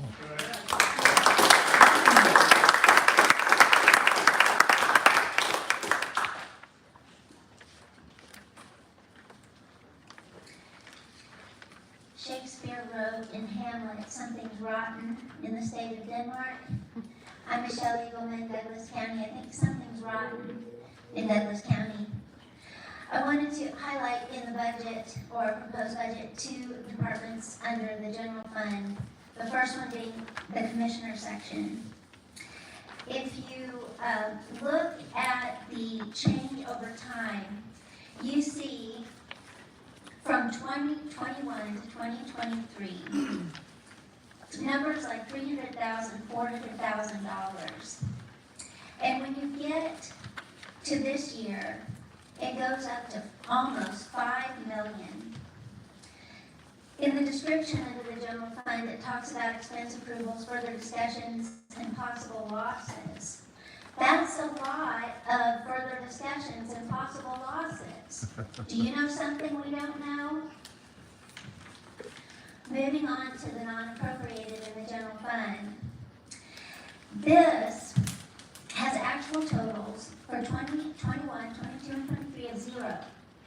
Zero. But something happened in 2024. It went up to 17 million.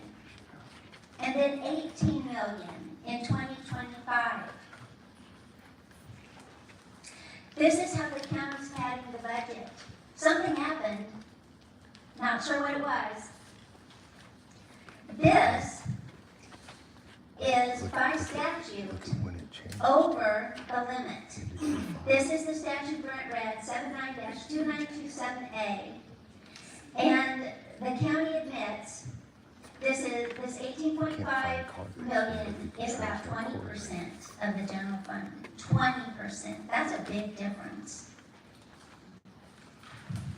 Going to move on to the roads and bridges. Okay, I see a budgeted receipts and expenditures about $10 million.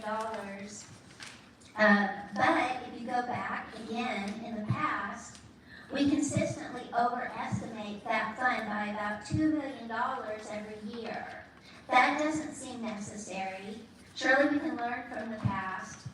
So between all the padding, inflating, and hoarding, grossly, obviously, mysteriously making a fund of cash that's unaccounted for, it's a shame that the people who live in this county can't expect our commissioners to look out for our best interest, to be transparent and trustworthy. Instead, we're being misled, we're being gaslighted.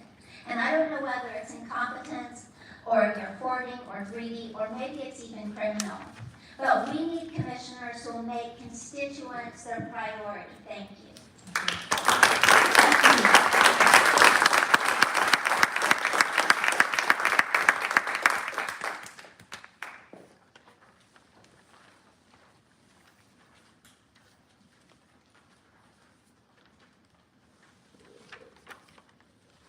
My name is Brent Obey, rural Douglas County.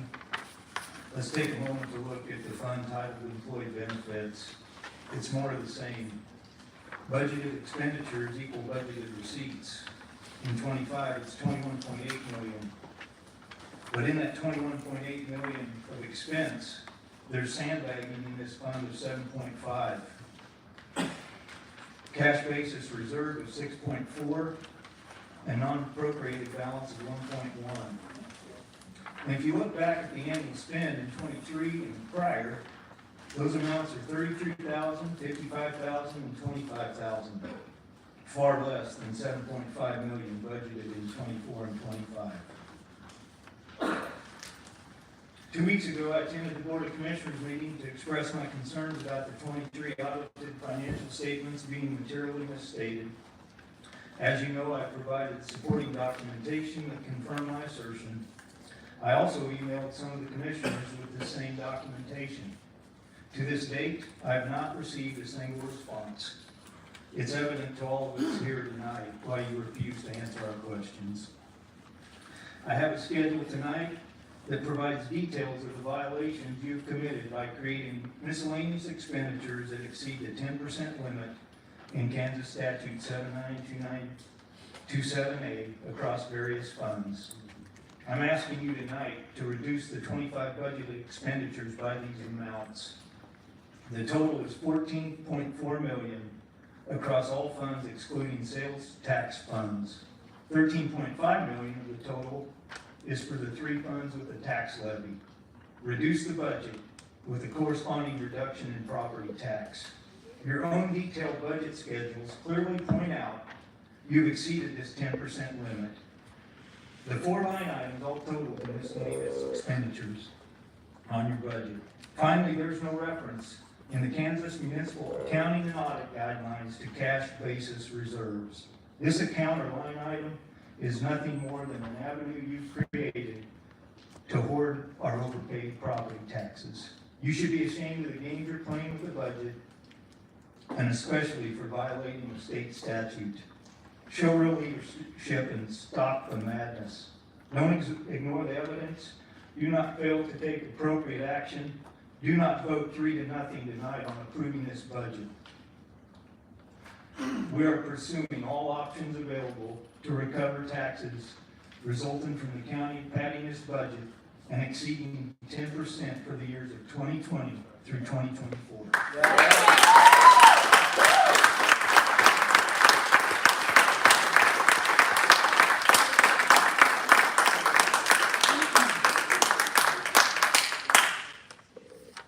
A budget. I've got a budget. Everybody here has a budget. The one thing I don't have is an ATM machine that I can go and create money from, like you do. You treat taxpayers like they're an ATM. If you have a budget, you need to look at all the items and do a benefit cost analysis. What is this person doing? And what are they costing us? The thing that I see here in Douglas County is we've got a lot of administrators and a lot of people in staff positions that we're paying for. What are they providing to us? Somebody needs to figure that out. There's no reason we should have $200 million being spent. And next year, it'll be another increase. I know people need pay increases, but they also need to earn their money. Thank you.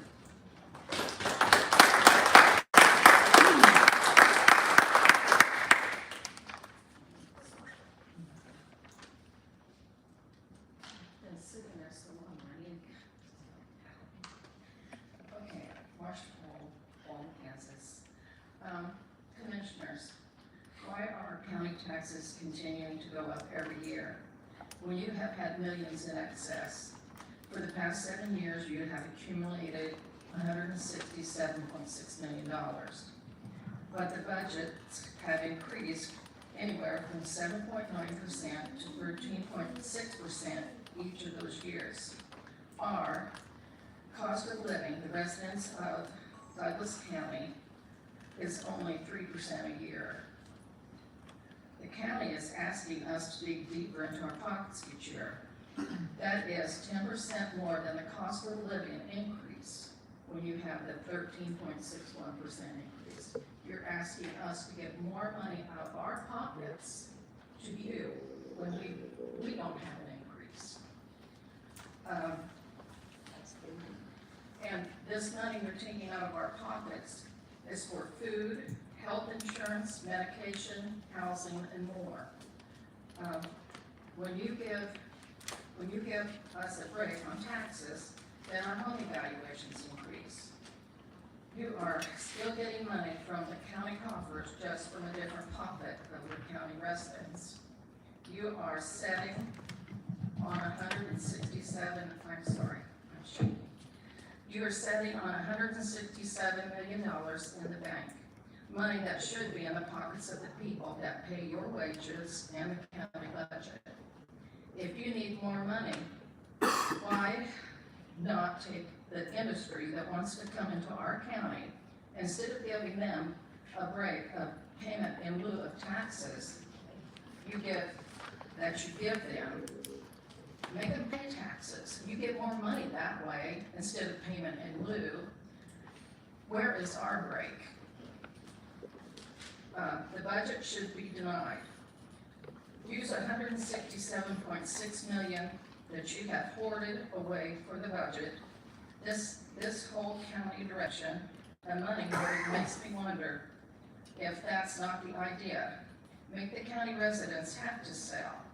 Use the hoarded money to buy those lands that you have given permission to buy. To the county manager. That was a couple years ago that was passed, that she does not have to ask anybody, she can just buy land if she wants to. So that she can buy land, our rural land, and put industrial solar, power stations, wind turbines, whatever, because you are trying to make Douglas County an industrial county, when in the 2020, 2030, and 2040 Sorry, Marcia, we hit our time. plans, you were supposed to protect the county, not make it industrial.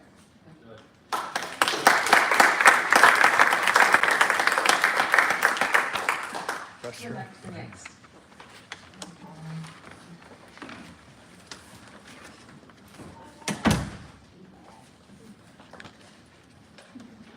I'm Dennis Greenhoff, Douglas County. For one, I would like to thank this committee for the work that you do.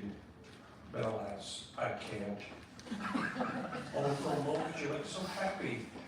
For the life of me, and I have served on numerous local and state committees, commissions, I cannot conceive how one body of supposedly rational members can be so oblivious to the facts stated here tonight.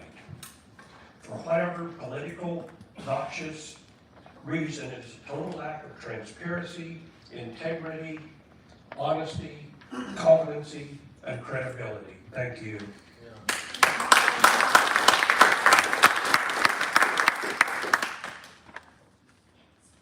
I'm Ruth Wade, resident of Douglas County. My past experience, I'm a retired CPA as well as several years budgets with corporations.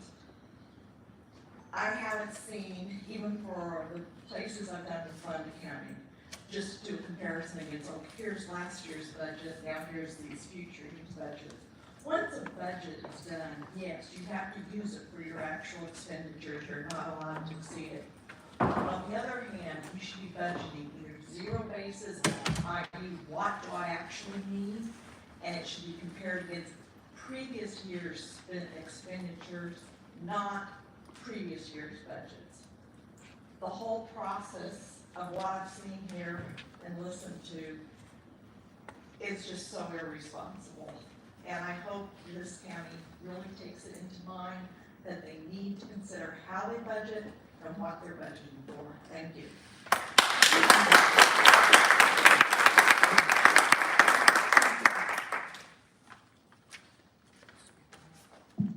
Who'd like to go next?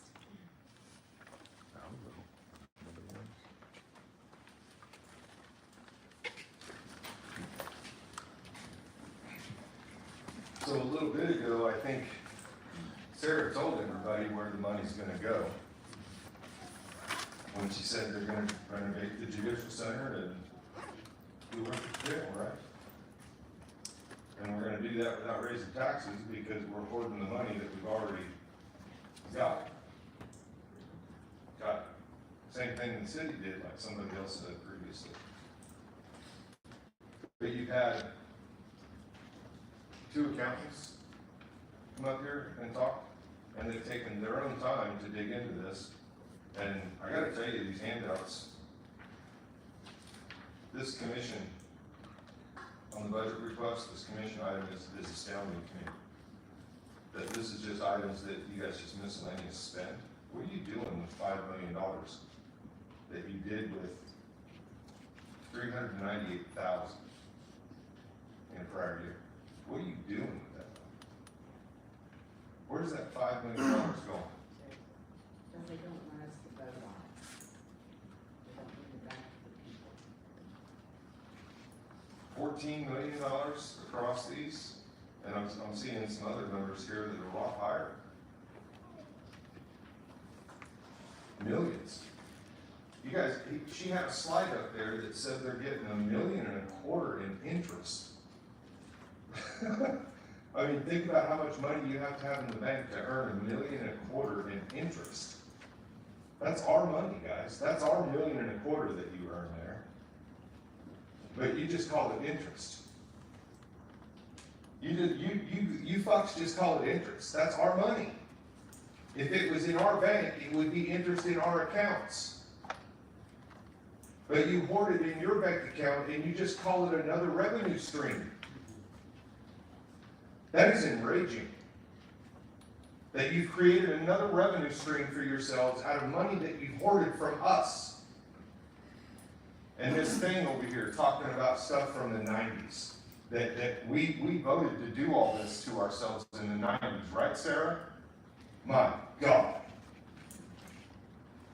You guys are just as bad as what happened to the city. You and that one over there, Shannon, trying to act like the taxpayers out here don't understand. Guys, there's accountants that have come up here and talked to you that do understand. And some of us tow truck drivers understand too. I got my housing form this year. 20% increase in value. But you got it. I got nothing else for you. And I do have a vote against you when the time comes.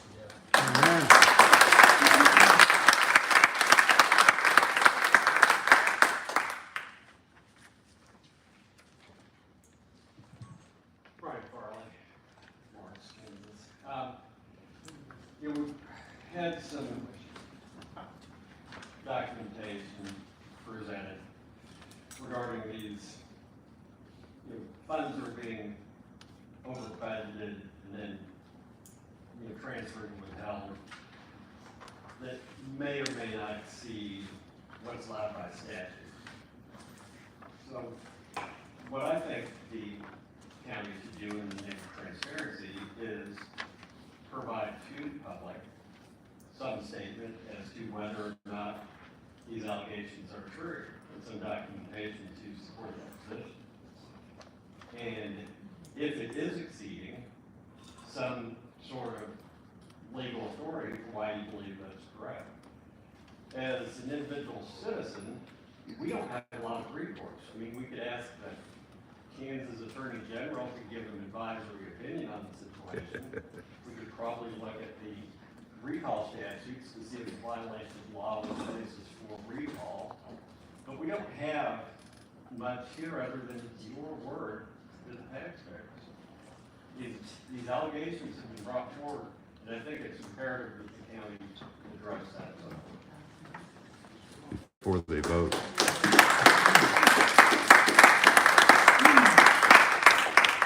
Is there anyone else who'd like to give public comment?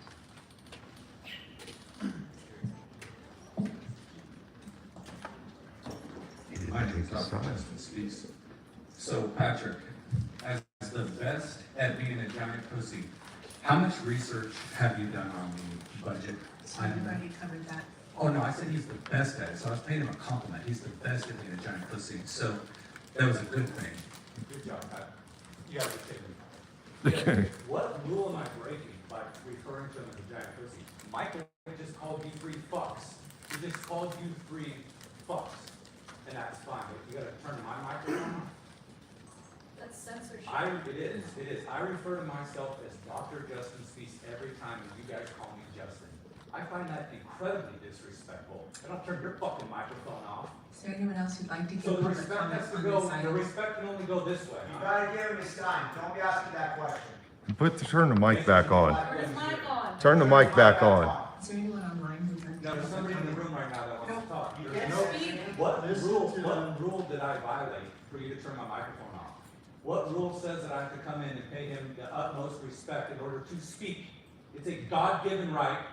I spent 9 years in the Navy, living on a submarine, underneath the ocean to protect that fucking right you're gonna sit there and take away from me? What rule did I violate? Turn his mic back on. What rule says that I have to refer to him in a nice way before I'm allowed to speak? It's a pussy move to turn his mic I off. have to jump a hurdle in order to speak. Are you wanting to give Call public me. comment? And anyways, back in May of 2022, you guys did this to me and you had these guys, Flory was one of them, escort me out of here under threat of arrest. Do it then. Fucking do it. What's changed? Dr. Spies, I think you've made your point. We'd Thank like you. to You're make still time for fucked some though. others. You're still fucked. Come on. See, they'll just turn his mic off. They won't arrest him. My name is Marion Hoffman. I live in the Quail Run neighborhood. This is Supreme Court case. It's Sullivan versus the New York Times. It's March. The decision was put down in March of 1964. And one of the comments in it says, quote, "The court reasoned that defending the principle of wide open debate will inevitably include, quote, vehement, caustic, and unpleasantly sharp attacks on government and public officials. That is our right. That is a right given to us by the Constitution. That is a right given to us, then reinstated by the Supreme Court, that they can say, we can talk to you in any way we want to, as long as it's not threatening, as long as there's no threat. We can speak to you caustically, vehemently, and passionately. And if you don't like it, that's too bad. Don't sit in that seat if you can't take the heat. And I'm so thrilled that we have a vote coming in November, because I'm hoping, I'm praying that after November, I never have to eat another Shannon Reed word salad ever again. And we would actually maybe get a commissioner for District 2 that doesn't like to engage in, let's say, nefarious dealings. I'll just put it that way. So if Dr. Justin Spies wants to call you a pussy, he's in his First Amendment right to do that. And if he wants to call you a bitch, he's in his First Amendment right to do that. And if you guys don't like it, you can't make policy to then go ahead and try to circumvent his First Amendment right. That's not how that works. If you don't like it, that's okay, don't like it. But you have to sit and you have to deal with it, because that's a constituent. And he's talking to you, and he has a right to talk to you however he wants to. Sorry. And you just showed your bias. You didn't shut her down. You didn't mute Mike.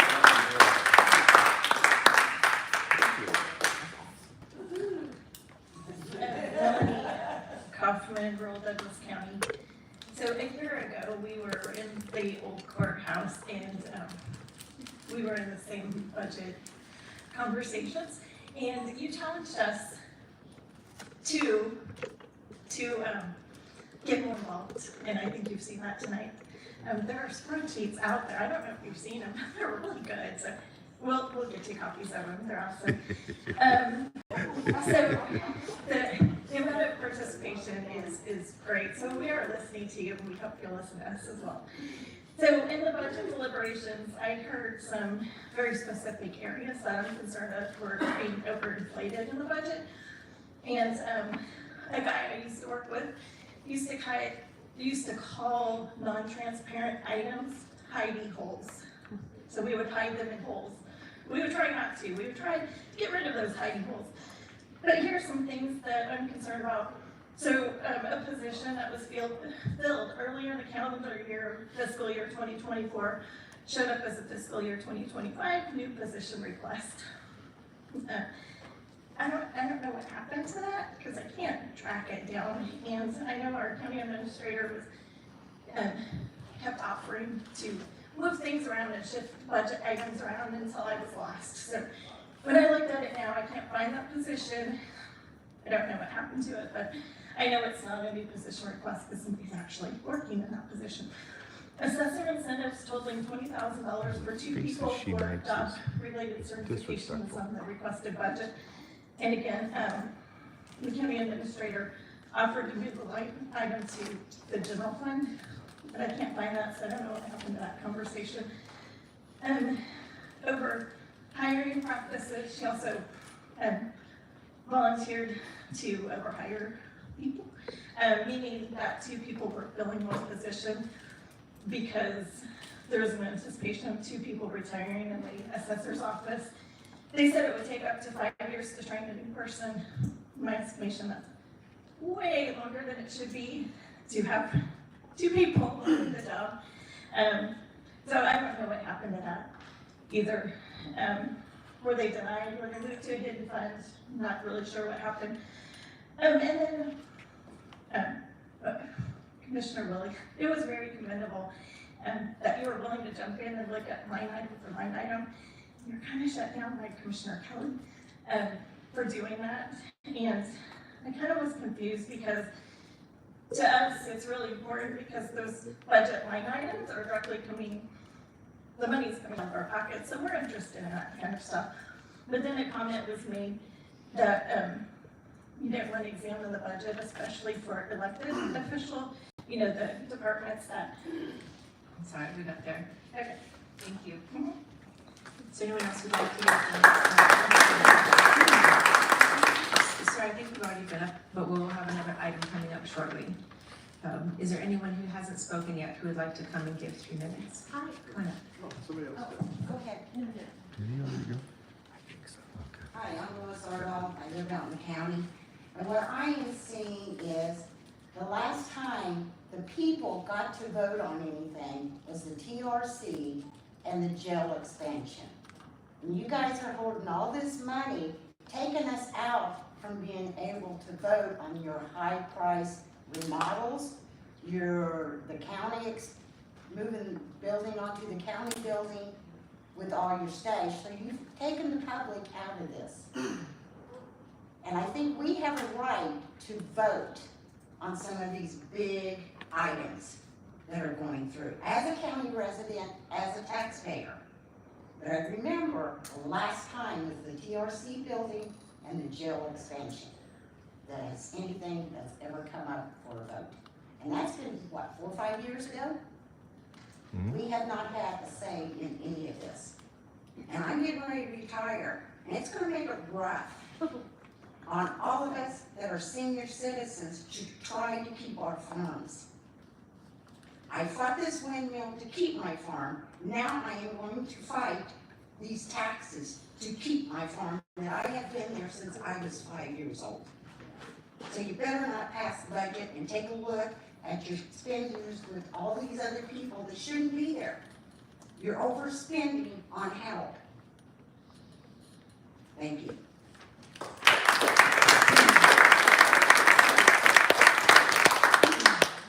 Well, this may be inappropriate, but I really don't care because there's been so much disrespect here tonight. Who are these people? I know who you are, but what do you all do? Is that bad? Hey Just Karen, why are because you I laughing? asked That's not questions, germane. people That's not germane to the item under discussion right now. Oh. Why are you laughing?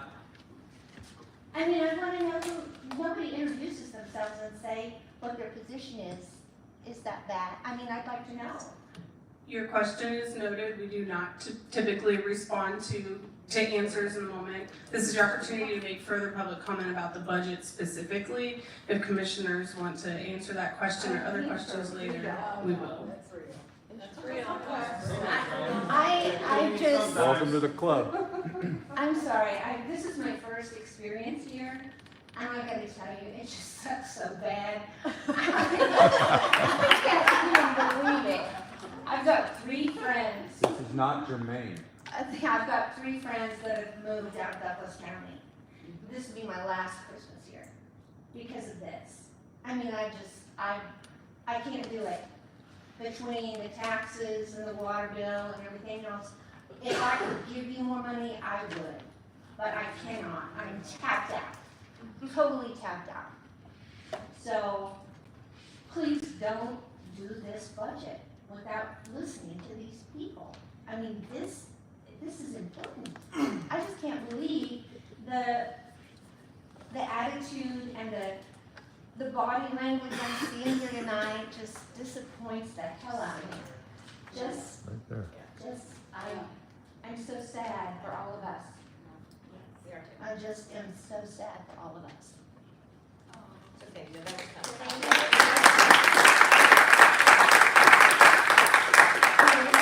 Whoever you are. Anyone else who'd like to give public comment? Hi, Amanda Sutton, Douglas County. This is kind of my first time on board too, and I want to thank the work of my fellow residents for bringing this to my attention. Because up until now, the only attention I was able to give to it is the very painful check that I have had to write twice a year to you. And what I'm concerned about is that I know that, and I appreciate you showing us the process that you went through to develop this budget. I do. I also know that you have an option to approve it or not approve it right here and right here today. And so I am asking you to stop and to not do this and not approve this budget. Please take some time and evaluate the feedback that we've diligently compiled for you. Take some time and review this work that we have a right to understand. Please, I'm asking you to withhold your vote of approval of this budget because you do have that option. And yeah, I know you're gonna come up for re-election, but I don't care. All I care about is being able to survive and be able to live in this beautiful part of Kansas. And right now, it's really damn hard. And y'all can help us. You are in a position to help your fellow community. So please do it. And additionally, Dr. Speaks, thank you for speaking up for our rights to speak as citizens. And thank you for speaking up on his behalf. Because when people are muted, that is tyranny, and that is overreach of power, and that is not okay, and we're not going to stand for it. So please, I'm asking y'all, please, please, please reconsider your vote tonight. That's your jury pool, guys. That's your jury pool topic right there. Good evening, I'm Tom Hornick, I'm 66049, and I'm just here because it says tax increase in public hearings. I've been paying taxes for 50 years, and this is the first time I've ever had to add each one of the tax bills up to get a total. You know, it's August 28th, you guys don't have how much we're gonna pay for taxes yet. And the other thing I'm gonna say is, I've been here since 2014, congratulations, my taxes have gone up 250% since 2014. Thank you. I wish I had that much of a balance so I could make money on the interest that you guys are getting on $167 million. Thank you. An extra revenue stream.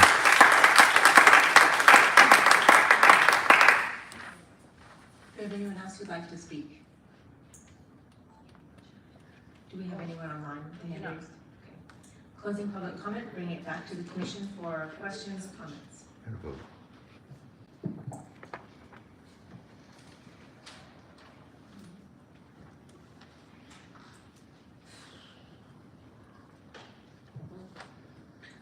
I do not have any questions. I will keep it short and say what I know you've heard other commissioners say tonight and at previous meetings.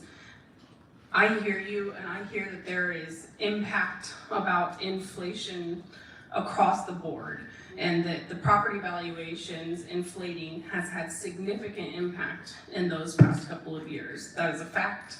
I don't think any one of us commissioners or any one of the administrators or parts of the Douglas County staff have ever denied that the property valuations and the historic highs in recent years have had impact on people. We see that, I hear it, I've experienced it too. I understand that it has real impact. And I believe that our job as commissioners is to seek balance and to weigh what is necessary to maintain services for our county and plan for the future needs of our county and growth of services over time and growth of expenses over time. And that our job is to balance those needs and reduce harm where possible while not creating more harm down the road by underfunding and not planning well enough for the future needs of this county. So it is not an easy position to be in, to try and strike that balance between all of those competing values. And I feel confident that our budget process has brought us to a point where we have found the best possible balance, and we have explained our process and the ways in which we transfer money into those funds time after time. They have purpose, there is reason behind them, and we have very professional, experienced staff who know what they're doing. So we don't matter. That's what you, God, really? Why did you even speak? Seriously. So I have just a couple of comments, and, you know,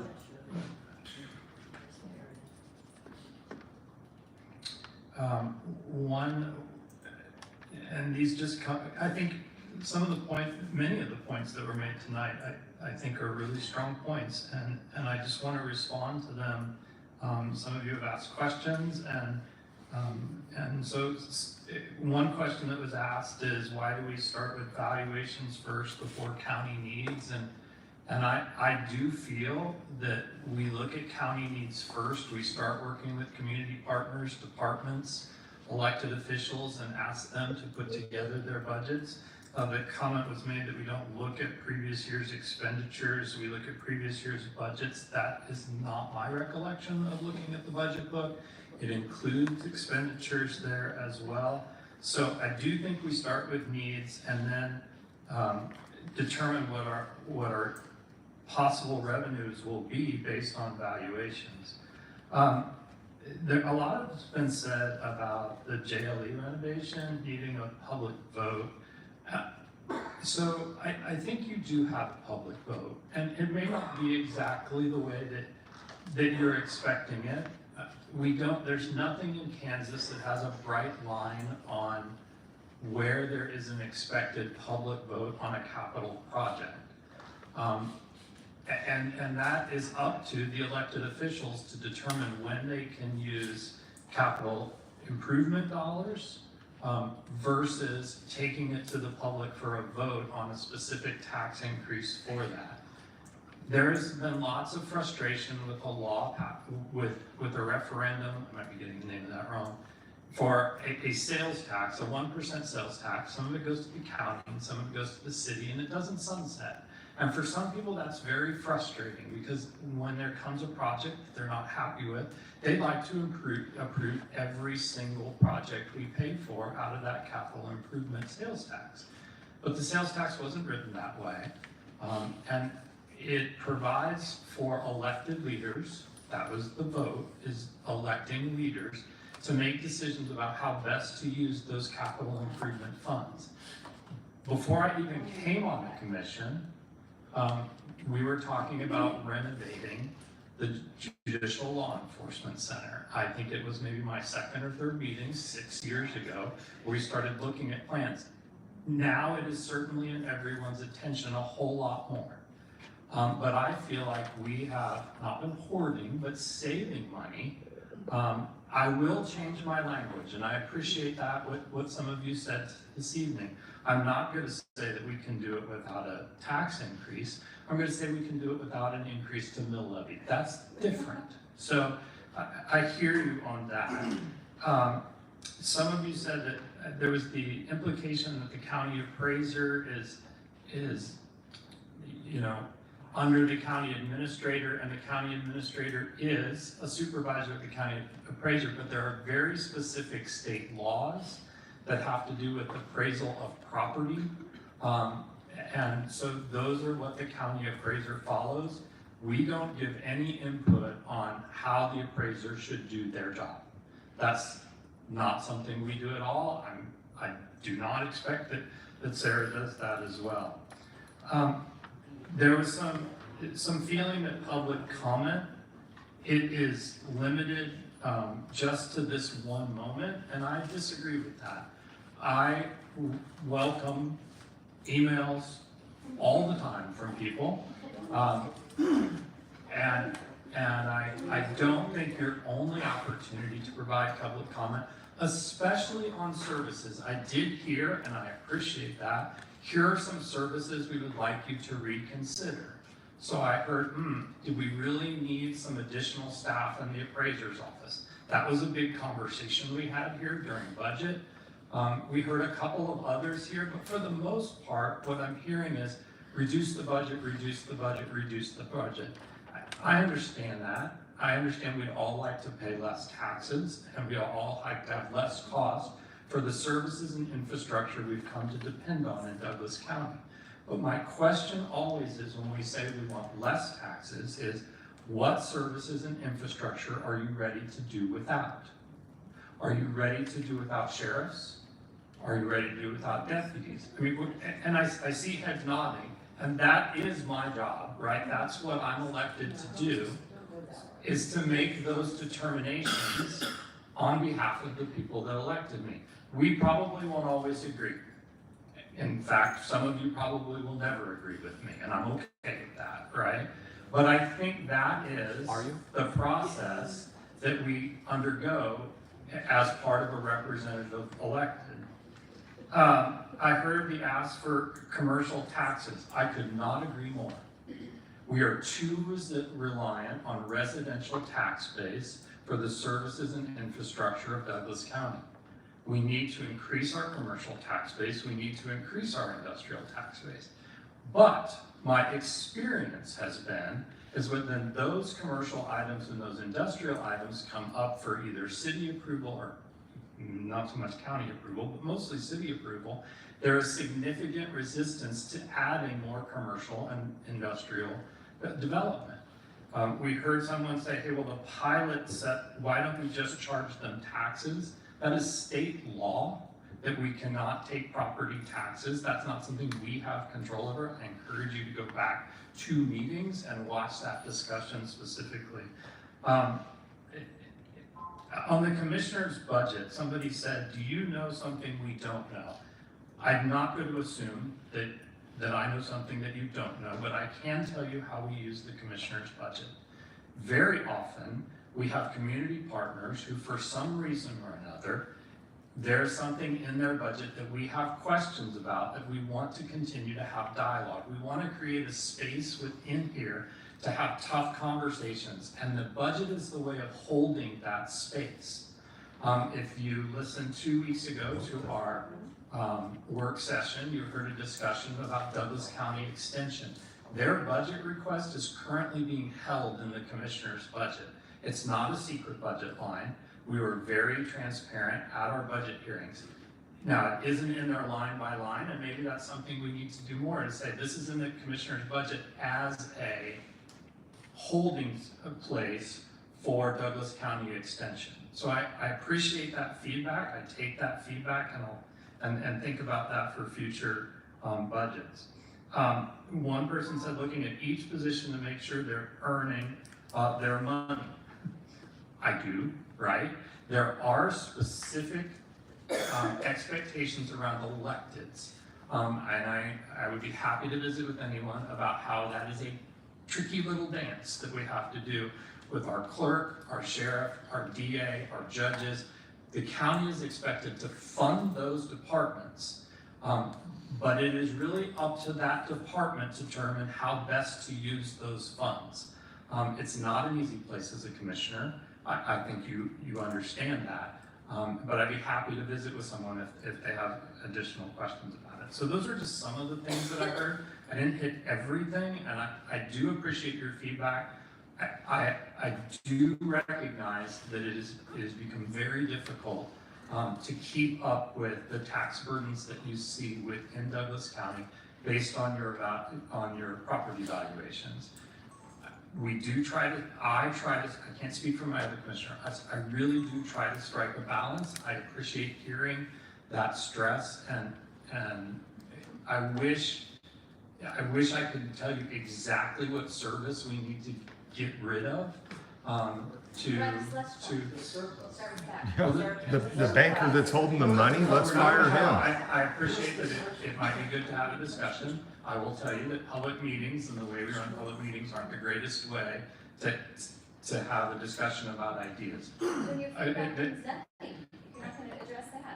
ma'am, that's not, so, I think that's where I'll leave my comments at this point. See if any other commissioners have comments. Sarah, would you introduce your staff? My name's Sarah Prince, I'm the county administrator. This is Sean Peterson, our deputy county administrator, and this is Jill Jolicoeur, our assistant county administrator. Behind me is Jake Broadbent, and he is an analyst. Thank you. Commissioners, other thoughts, questions, etc.?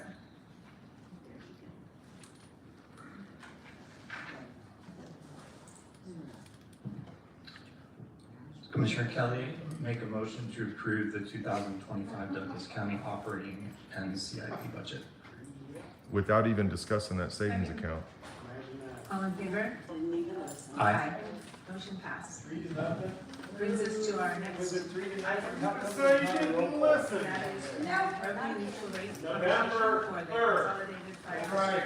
November 3rd. Hey, you guys want my hearing aids? You didn't hear a thing. November 5th. Recess, we do respond recess. We'll do a Going recess. early. Oh, 10-7, thank you. gotcha. Gotcha. So if enough people revolt during a meeting, we'll just have a recess. But if it's just one or two, they get arrested. Got it. That's like the definition of actively yelling right there. Got it. Perfectly fine. Got it. Boy, Get channels here. Get channels here. Somebody's actively yelling yeah. My goodness, you guys. during the meeting. Actually, during the meeting. You guys just look the other way. And you know, you really need to work on not being so disrespectful toward people with your facial expressions and your body motions. That's who she was talking about. Because it is disrespectful when people are upset about their taxes for you to be acting that way. Excuse me, when you're a bitch, man. I mean, that's what you're gonna do. You're gonna make faces in a passive-aggressive manner, Might vote for Lisa now. and then not bother to even talk to the constituents that you're making faces about. Or that's the definition of passive-aggressive right there. Nope. And hiding behind your title. Hiding behind your title. There was another face you just made right there. She can't help it. You coached my son in basketball. Yep. I don't believe I coached your son, but yeah, my son plays basketball with No, your son. you were in baseball. You guys were our baseball coach. So I just didn't know if you remembered that he was Why my son and our sons played together Does growing that up. factor into you No, I just- violating my rights, not letting me speak Nope, in I here just and wanted directing to your make that deputies? connection. Does it make it easier for you to silence him and mute the Just wanted to mic? make that connection that I remember fondly you guys coaching baseball and hope Caden's doing well. Do you think maybe not muting the mic would make a better You connection? like the enemy. Seriously, Sarah, put yourself in my shoes. I came up to you, I was like, hey, Sarah, I've had you arrested twice. But you know, our kids, they played baseball and basketball together. So, hey, water under the bridge, right? Yeah, maybe you can give me the thousands of dollars in my attorney's fees and paying these assholes to get out of their jail. Maybe you can give me some money for the bullshit that these reporters write about it and then don't even go back and clarify that you guys actually were wrong about it and that the crazy guy that you guys say is crazy didn't actually do anything wrong. What if I did that to you, Sarah? And I was like, oh no, our kids a decade ago knew each other. We're all good, right? We're all good, right, Sarah? Ah, it's all good, right? It's all good. The pure hypocrisy in this room is amazing. Didn't you?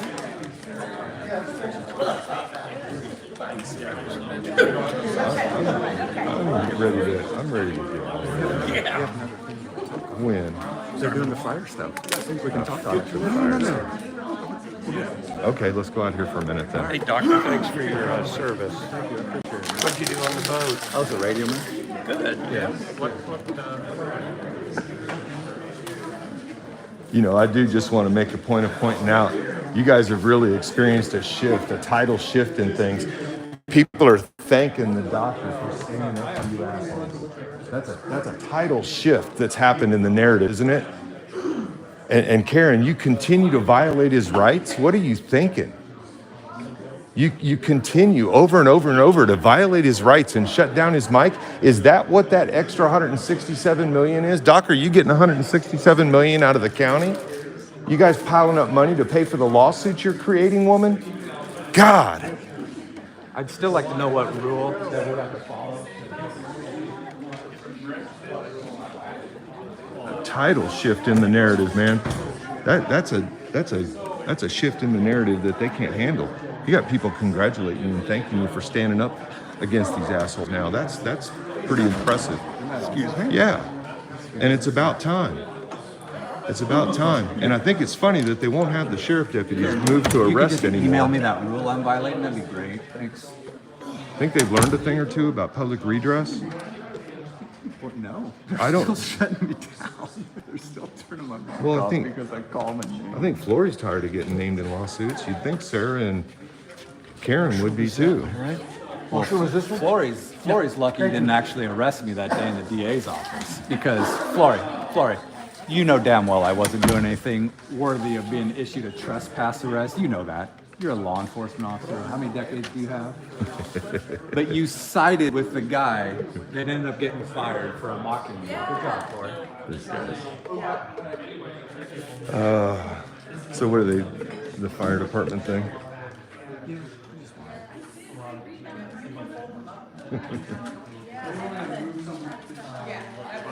Held for 23 minutes and got 25,000 in illegal judgment. How long were you in jail over there? At least an hour. Couple hours. But total, both arrests, yeah. 4 hours, probably 5 hours. These people don't get it. These people don't get it. But you know, Doc, I do find it damned interesting. I'll come out here for a minute because I find this damned interesting that if there's enough people in there raising hell, that they won't have anybody arrested. They'll just take a break. Well, and I brought exactly. And, you know, exactly. It's called a heckler's veto. Well, As long and as they talked about you and all your yelling and shit, and which never happened.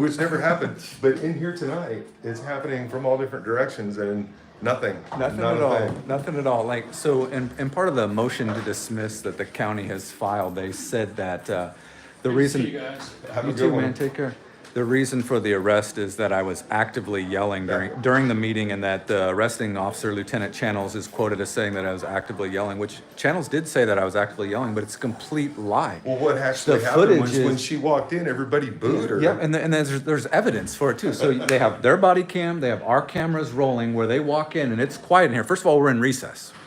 So the rules of, you know, if there was any yelling or anything like that, this is just a public space right now. It's not a meeting, but we're in recess, but they walk in, it's completely quiet, and then people start booing because they know that Channel's there to arrest me and they don't like it. They're getting ready to come back. I'm standing there talking to Gonzalez, the deputy, asking him, and I'm filming it saying, are you getting the sheriff here? Are you getting the sheriff here? And they say I was actively yelling. Fuck them. These people.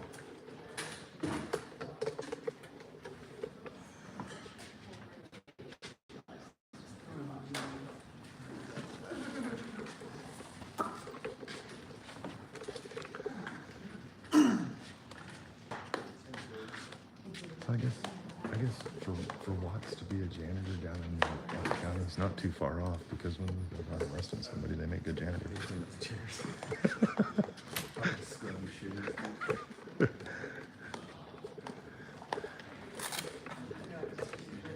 It's true. All of our budget questions are answered after we see that. Gotta pay deputies to clean up in here.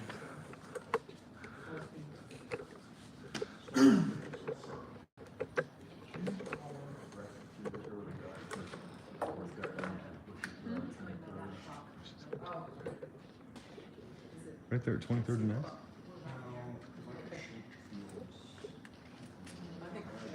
Oh, I don't remember. It could have been. Man, I work so many calls like that, though, you never know.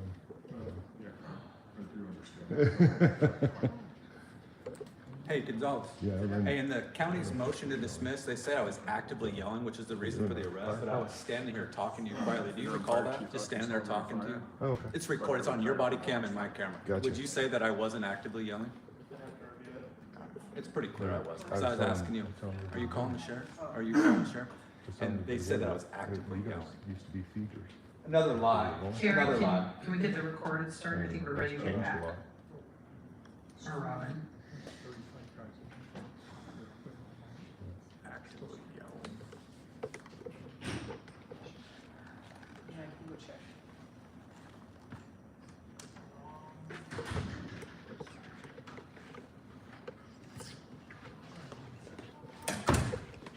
Okay, Robin, I think we're ready to get Recording started. in progress. Thank you, everyone. Welcome back. Our next regular agenda item is a public hearing for R&R for the Consolidated Fire District Number 1. That's a separate budget. Sarah, do you want to kick that off? Commissioners, yes, most of my comments about the R&R rate for the county and how that R&R process is put together and the timeline is the same for Consolidated Fire District 1, so I won't repeat that. I will say that the assessed value growth rate for the specific taxing district of Consolidated Fire District 1 was 2.15%. And that is largely reflective of a decrease in state assessed values, which are on utilities. In 2023, there was a large increase on those, 57% increase on that. And that's property taxes that utilities pay to local entities. There was a correction, which we expected would happen on that, and that meant in combination with the rest of the value of that land in terms of residential, the assessed value growth rate was 2.15%. When CFD1 was established in 2021, which was a consolidation of 5 separate township fire departments across Douglas County, it was outlined that they would have 5.5 mills, and we've held to that mill rate. That is an increase over the revenue neutral rate because of the increase in assessed valuation, but the mill levy rate of 5.5 remains. And commissioners, that is all I have on the R&R rate for Consolidated Fire District 1. Commissioners, do you have questions or comments about that? And we have had a separate hearing on this item already. All right, with that, this is a public hearing item. Is there anyone in the public who would like to give public comment? If so, you can come on up.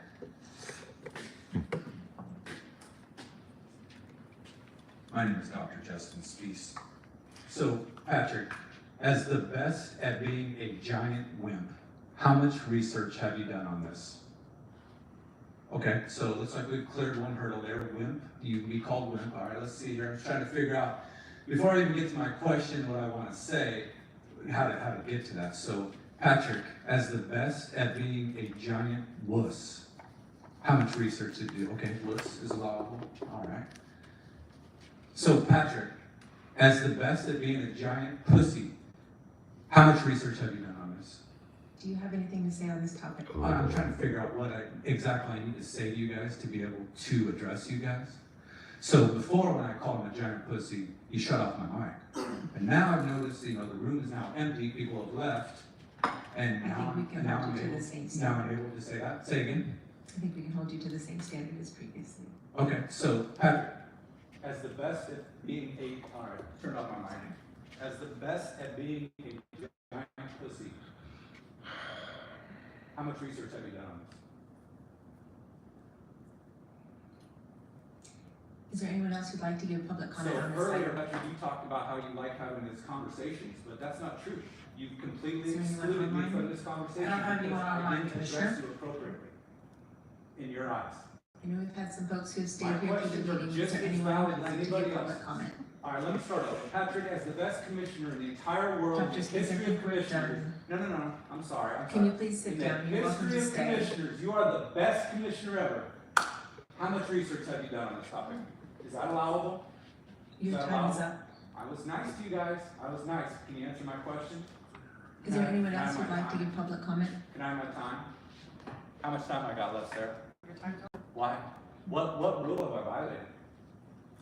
What rule have I violated that says in order to speak, you have to address the commissioners in a nice manner that doesn't hurt their little feelings because of little bad words? I gotta tell If we you, can close public if you comment, don't want to bring be it called back a to the pussy, commission. don't be a pussy. That's all it is. I'm sorry, we closed public comment. No, you can't, ma'am, you can't close public comment. You're punishing me because of that? What do you think you're doing? You can't just close public comment like that. I heard more than one request for other public commenters after the previous Ma'am, commenters. you had a gentleman here at this podium and I wasn't gonna come up and interfere with Nobody else that. raised their hand and said that they intended to make So, public comment, and so. so because I wouldn't interfere with him and come up here and create a ruckus, From in-person to online and back to in-person when somebody else showed up because. you guys can't do this. You can't do that. You guys can't do that, really, because he's standing here. I'm not going to come up here and cause a ruckus with him over that. You want me to start a fight in here for trying to interrupt him? Are you kidding me? Just let him speak. There's no reason not to. Turn the mic on. I got 3 minutes to speak. There's no reason not to, guys. Sarah, turn the mic on, and I got 3 minutes to speak. You can't punish me for what happened before me. Did you even check online if anybody was speaking? Patrick, I heard that the public comment on this item has been properly closed. It's been closed. guys, you had the man here. Am I supposed to start a fight with him next time? Is that what's supposed to happen? Do you want me to do that? So with the public comment closed on this item, I'll make a motion to approve exceeding the revenue neutral rate for consolidated fire. I hope nobody else wanted to speak. And adopt resolution number 24-24 to levy a property tax exceeding the revenue neutral rate for the 2025 budget. Second. Sarah, can you call the roll? Yes. Commissioner Reed? Aye. Commissioner Kelly? Aye. Commissioner Willie? Yes. Nice. That brings us to our next item about public hearing for the budget of Consolidated Fire District 1. And Sarah, do you have a presentation for that? I just have a few comments, commissioners. I do want to note, Interim Chief John Mathis is here with us tonight. CFT1 responds to more than 1,100 emergency calls each year. The department has seen a 7 to 10% increase in call volume each of the past 3 years. Approximately 50% of the calls are for EMS or medical emergencies, including motor vehicle accidents. CFT1 maintains 10 stations across Douglas County with 40 apparatus available for emergency response. Two stations are staffed full-time and one station is staffed on a per-day basis. There are 5 full-time staff, 60 volunteers that respond to emergencies in CFT1. Also, I note that the biggest financial issue really facing Consolidated Fire District 1 is the age of its equipment and our ability to replace them. We have created a reserve fund for equipment, vehicles, and buildings specifically to address the aging fleet of fire engines, water tankers that are essential for fire service within the district. 6 engines and 2 water tankers have more than 15 years of service and will require updating or replacement.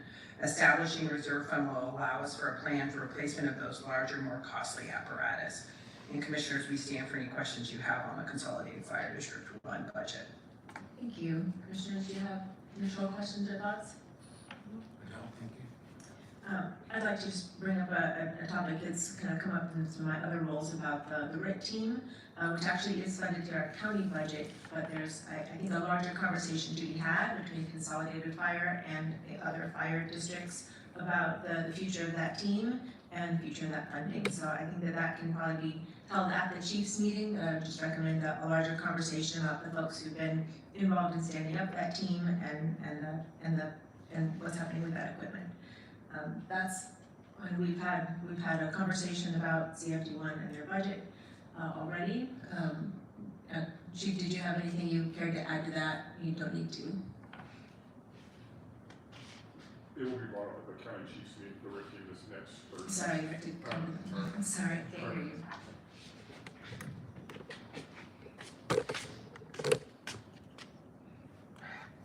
Excuse me.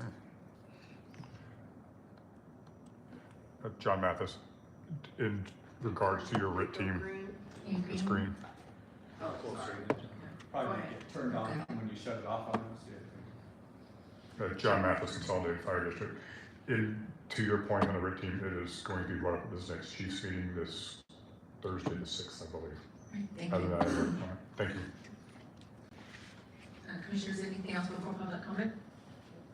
This is a public comment item. Is there anyone who'd like to give public comment on this item? Who the hell do you think you are? Really? You're just creating more problems for yourself. It's clear that he shut off over a single word. And that's going to be a problem for your budget.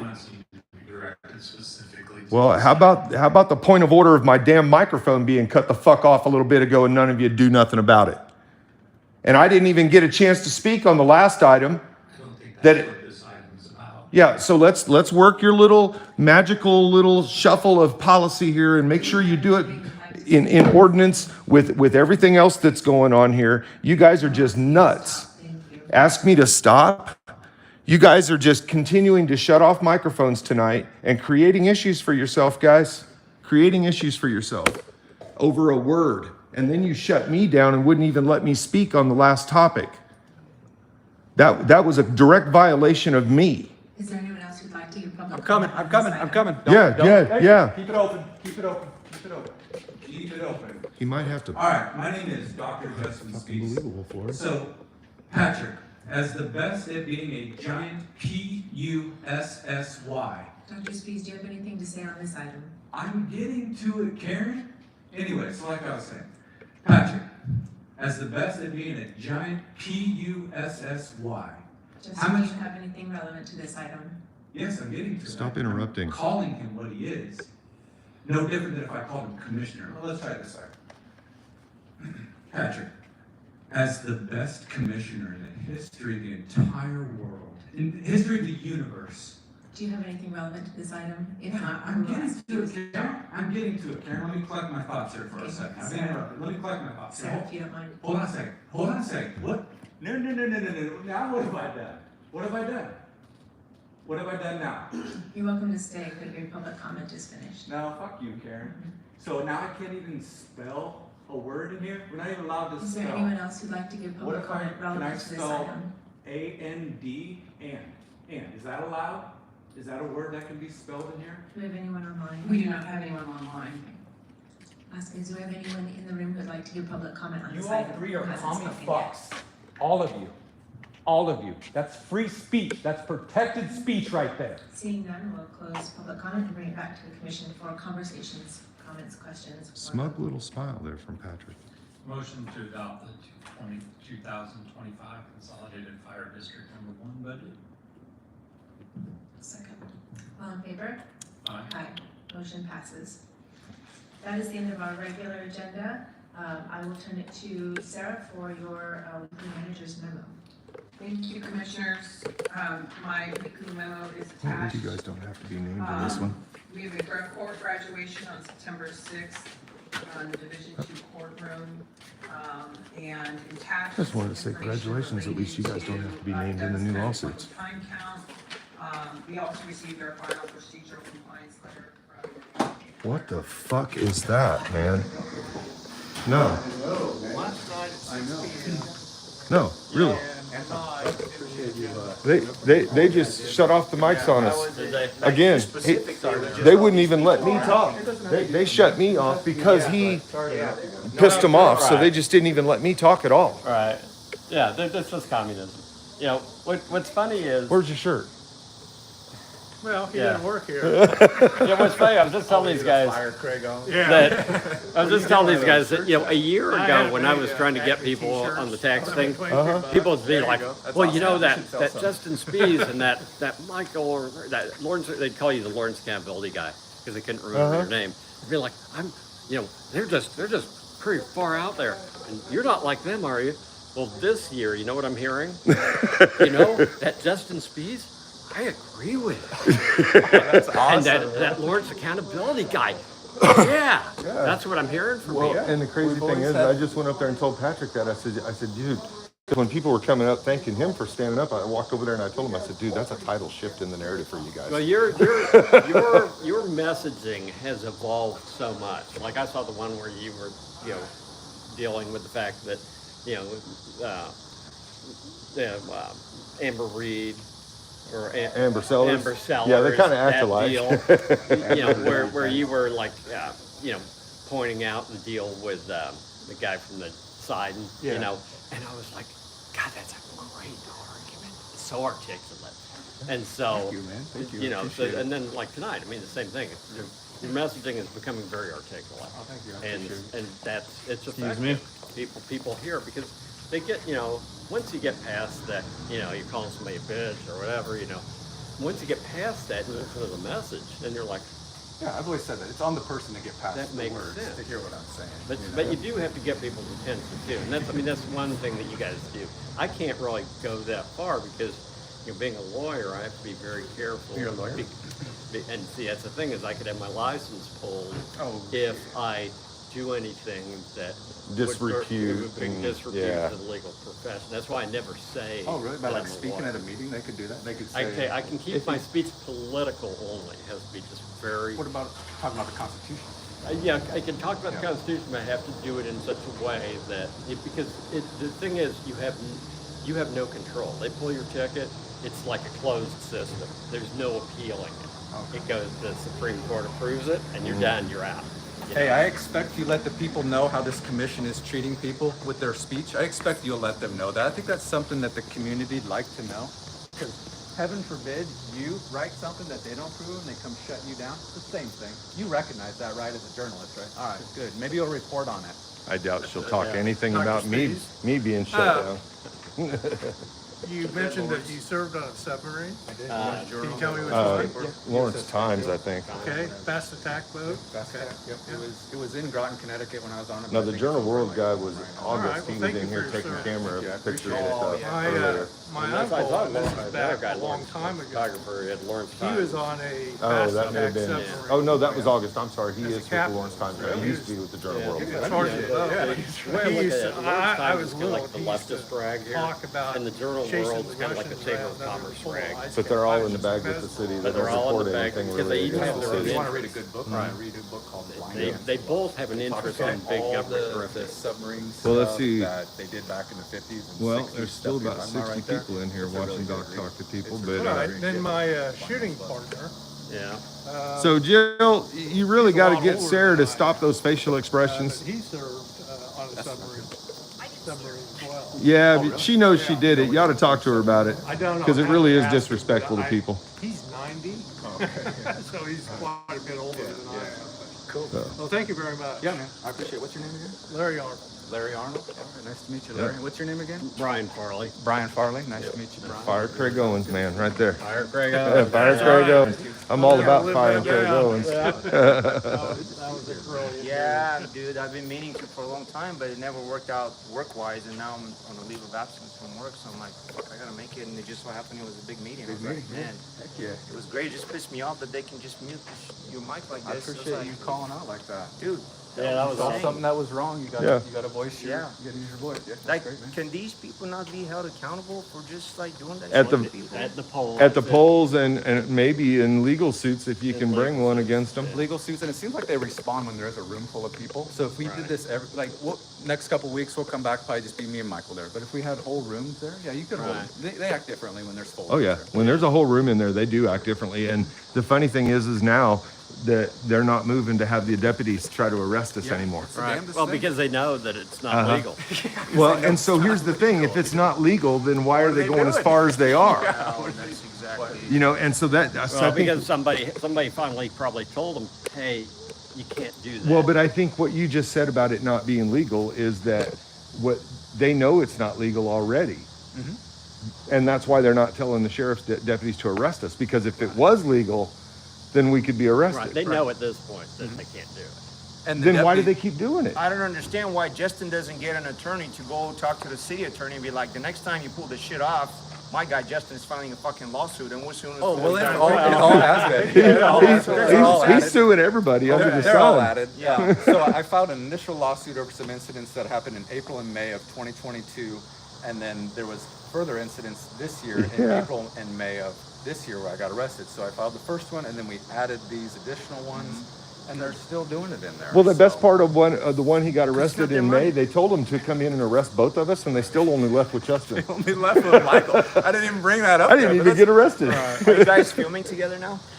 More or less. Yeah, more or yeah, less. they put us together. They did this. We used to be kind of haters on It's each kind of other. like what you're talking about. You know, but same thing. He didn't really care for me, but, but you know, here we are. After being in the same boat and seeing what they do to him, and they're doing it to me, it's like, how could we not get together and start doing this stuff, man? Yeah, that's what So- should You unify all us with hang these together corrupt or you all hang politicians, man. separately. Exactly. Hang together or hang individually, one or the other. You're going to hang either way. We need shirts, man. We need shirts. Right? I told him a long time ago, watch your back. You got to have someone there with you when you're doing this. Yep.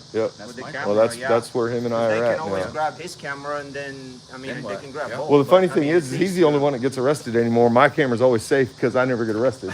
They just leave me. They're like, look at that guy without a camera over there. Yeah. Have a good night. Take care. Have a good night. See ya. See you next week, maybe. Yep. There we So go. what's next week? Next week, another meeting. What are the odds of these people getting booted? Who's getting voted out? I sat Yeah, next to her the booted. entire Yeah. meeting. Oh, I have no idea. That's the Democrat candidate. To answer your question, I believe that's the Democrat candidate for one of the. Replacement. Hey, tell us your name. Are you the Democrat candidate? Huh? She's got it. I think we She's met. coming all the way back. We might get the whole speech here. We met, right? We did meet. We Okay. met a couple times. That's right. That's right. How You're are the you? Democrat candidate? America Anderson. Erica Anderson. That's right, Okay, I'd that's seen right. your name That's around. right. That's right. I'm Yeah. Michael. Hi, Good Michael. to meet Nice you. to meet you. And you're running in the new district, right? I am. Yeah. I'm So running in the they new can't get district. voted out by her, but she could be up there as well. What so. district are you in? District 5 is one of the new Five. districts. Okay. Yep. Yes. I'm sorry, I Correct. sat next to you and No. I saw you Yep. taking notes. I How didn't many want to others? interfere No. with what you were doing. No worries. Yeah, you're welcome Right. to sit next to me. So I anyone's know, I'm welcome to just sit saying next to that me. I should have How many introduced districts myself. That's okay. Yeah. 5? Okay. Yeah, we were all listening. Yeah. So, yeah. Now, who are you running against? So I had someone in the primary that I did Right, I remember surpass. So my current candidate is Rich Lorenzo. Okay. So Who you're- is here as you're- well. You're Yep, running as he's here as Democrat? I am running as a Democrat, correct? Well, I'm a Democrat, so I'm not in your district. But, I know that Rich, just from having talked to him, is, I mean, obviously he's very on I'm gonna board have to with, break yeah, off the here. tax issue. Patrick, why you guys keep creating new lawsuits for you guys? The problem I see with the tax. I mean, really, the way you guys treated Justin and I tonight, you can't see how that's a violation. I honestly think you can. That's why you guys aren't moving to have the deputies arrest us anymore. Hey Patrick, seriously, what rule am I violating that says in order to speak here, in order to be granted permission by you guys to speak, that I have to call you guys nice words? What rule is that you're relying on? Because last I checked, we don't have to meet any requirement in terms of how we address you to be able to address you. That's the beautiful thing about it being American. Wouldn't you say, Patrick? That's what's beautiful about being an American? So like if I was up there and you came in and called me names, I couldn't just turn off your mic because you wouldn't like that, would you, I think he Patrick? knows it's wrong. You wouldn't like that, would I you, think he Patrick? knows it's You'd wrong. recognize that it's wrong, right? I think they all know it's wrong. Hey, let me just go ahead and get that rule emailed to me that you're using to turn off my mic, please. Thank you. What rule is that? Yeah. Shannon, you guys are turning off mics, but you don't dare have the police move to arrest anybody. I think that says you know it's wrong. Shannon, Is that an admission that you know? Look out. What rule am I violating that says I have to address you guys in a specific manner before you give me permission to speak? And look here. Look here. Look here. Miss Scared. Karen, what rule am I violating that says in order to get permission from you guys to speak, I have to address you in a certain way with certain words before I'm allowed to speak? What rule is that? Can you just email that to me, please? If you could. Or you could just say it right now. Is it in that binder you have right there? Some rule says that if you call you guys mean names, in your view, that we forfeit our right to speak that's given to us by God. What rule would that be? What rule would that be, Karen? Why is it that you don't move to have the deputies arrest us anymore? It seems to me that's kind of an admission that you know you can't really be doing this stuff. Because if it was really something serious that you could do, you'd have them arrest us, wouldn't you? Just the rule, please. If you could email that to me. Thank you, Karen. Pretty tyrannical. See, deputies don't even pay attention anymore. They realize all these people are just being stupid for no reason. Uh-oh, they're both going at it the wrong way there.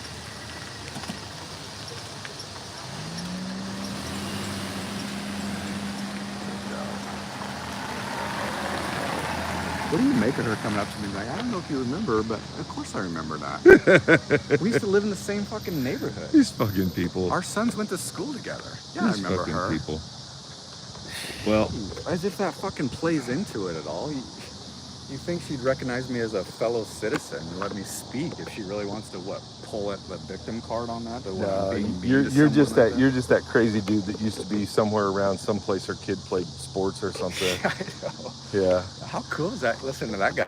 Speak of that. Say, I'm agreeing with what Justin's saying, Laura. Yeah. So voters, you can see the difference here. There's a difference in obvious politicians here and how they approach things.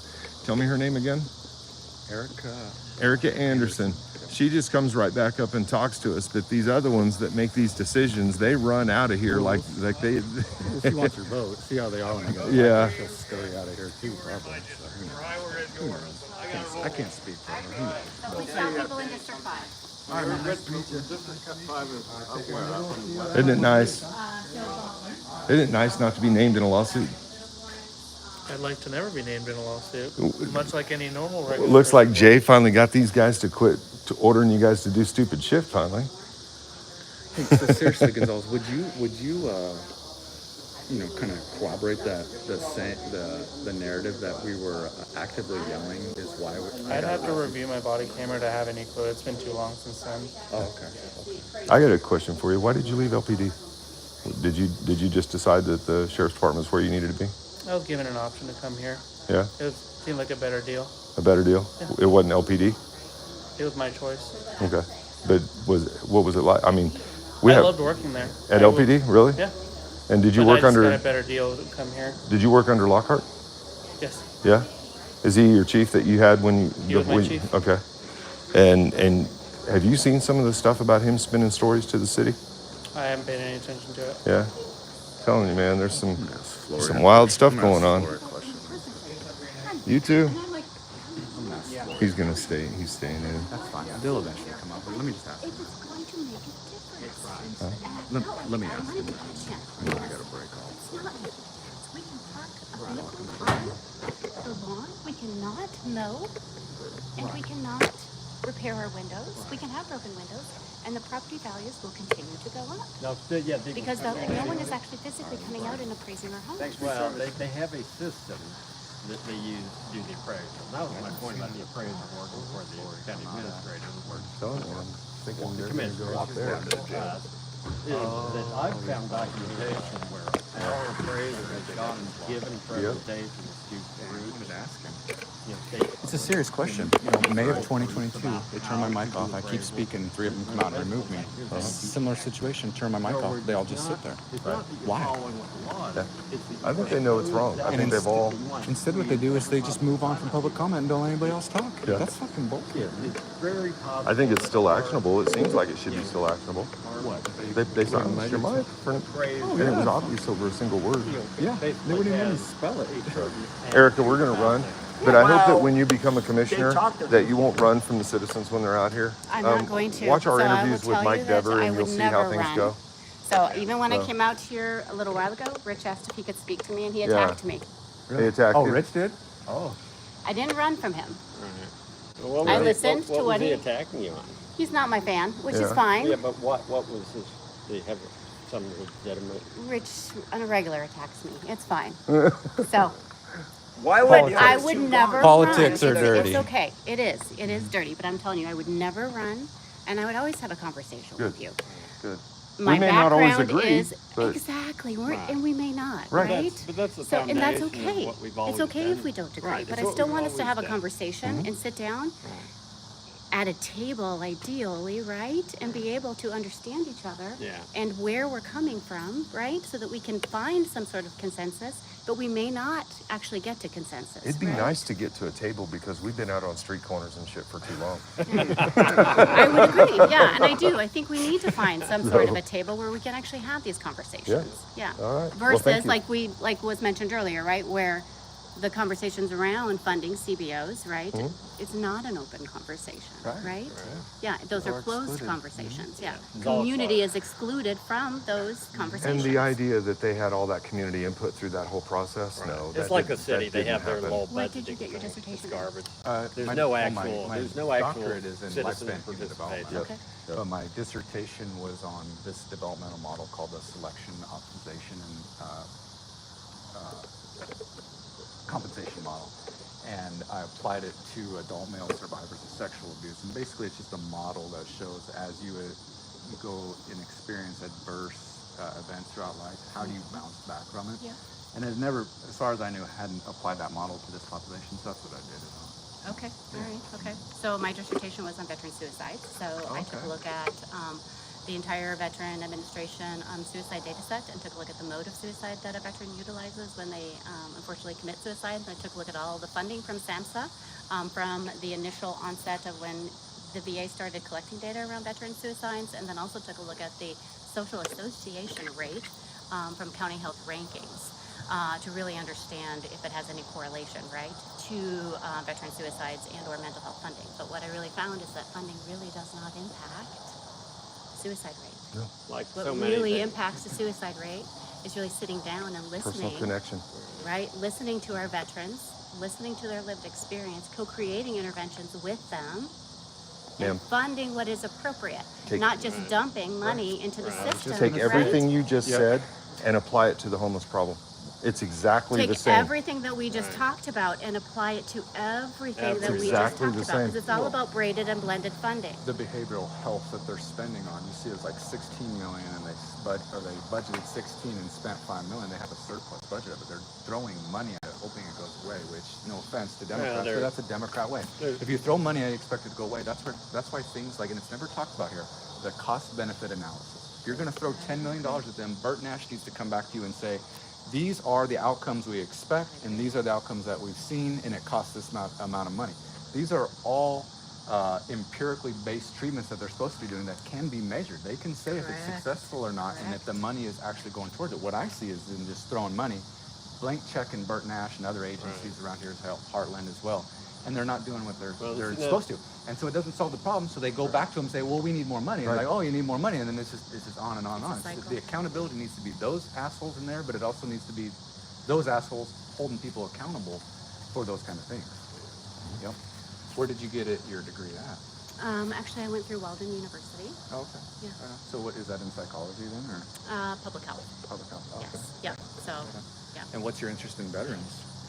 So I've worked with our veteran population for over 15 years, just sitting down and listening to them, co-creating interventions with them, and just supporting their initiatives, right, to reduce suicide, but also to address social isolation and loneliness, but also to address food insecurity. Are you a therapist? I'm not a therapist. Okay. How did you sit down with them? I just go to them and I start having conversations and then ask them if I could sit down at their table. Right, and then sit down and have conversations with them. So I've also worked at the Kansas City Art Institute. I worked at the Kansas City Art Institute, and we've created courses to bring students and veterans together to learn about social isolation and to basically study their own experiences. And then the students, through a 4-hour session, after that session, they then painted, or whatever medium they wanted to use. They created a portrait of the veteran, and then we had another student take that session and then condense it down to about 5 minutes. And so you can actually stand in front of the portrait of the veteran, and you can scan the QR code, and you can listen to his or her experience around social isolation and loneliness. It's absolutely amazing. It's currently traveling the nation. It is, yeah. We call it the Veteran Reflection Exhibit. It's so phenomenal. It was a project that we did with the Kansas City Art Institute. Well, I have to ask you, and being one of the homeless advocates here, and you running for commission, are you a housing first believer? I am a believer in supporting individuals to get out of a cyclical cycle. And so as long as we can provide supports to individuals to help them build skills and to help them provide opportunities to get out of a cyclical cycle, then yes. But I'm not in support of just providing handouts to individuals that will continue to tap them down and to keep them buried and without hope. I don't believe that people don't have value. Everyone has some form of value, and we should be able to find that value in the individual. And if that individual doesn't see the value in themselves, help them see that value in themselves so that they can find hope again and join society and come back and give back. I really think it should be bi-directional. Do you think government has a role in doing that for people? You know, I think when the weather's good, they do, yeah. I don't know. I don't know if government has a role, but I think advocates do. I think community does. I think we've gotten... You've got nothing. too far away from the community. Yep, government's running it instead of the community handling it. Correct. That's what that 15 million is there. It's the government trying to control it, and it's really not doing anything. What do you think of LCS not doing really much of their own fundraising? They're relying on the county and the city just to pay their bills now. And if I remember right, throughout time with LCS, there was always the funding gap, and they were always doing fundraising to try to raise money and stuff. And now that they've got the city money, it's like they don't need to do that That's what anymore. I'm saying. Everyone should always fundraise, right? Yeah. Everyone should always seek out their own grants, Right. and at the same time, we should have transparency, and I've mentioned this in several of the forums as well, that we should understand every single entity that is funded by the county or a city, right, should be able to provide transparency and state all of their funding sources and align every single objective for those funding sources to the shared value. And the outcomes. Yeah. Correct, And then measure present it there. everything. I think that's what people are looking for. You said you got Shannon Reed saying it's nuanced. So because it's so nuanced, I'm not even going to get into it, that kind of thing. But yeah, we want to see that. Yeah. That's where the rubber hits the road. That's the cost benefit analysis. That's how we know if our dollars are going where they're supposed to be going. You think you would do something like that up there? Absolutely, it's what I do in my everyday life. It's what I do in my job. It's what I've done for the last 20-some years. It's You're why only I one got vote into this against a work. bunch of dumbheads, though. It only takes one. I ran for commissioner, and as a Republican, I was like, well, even if I get up there, I'd still be 1 against 3, but 1 leads the way for the second one. And then you got 2, and now you got 2 out of 3. You needed the first, so even though you'd be 1, even though you're good Democrat, you'd still be 1, but you can still get others that are more middle of the road, hopefully. I don't know. That's what I'd describe you as, more middle of the road. I don't really know.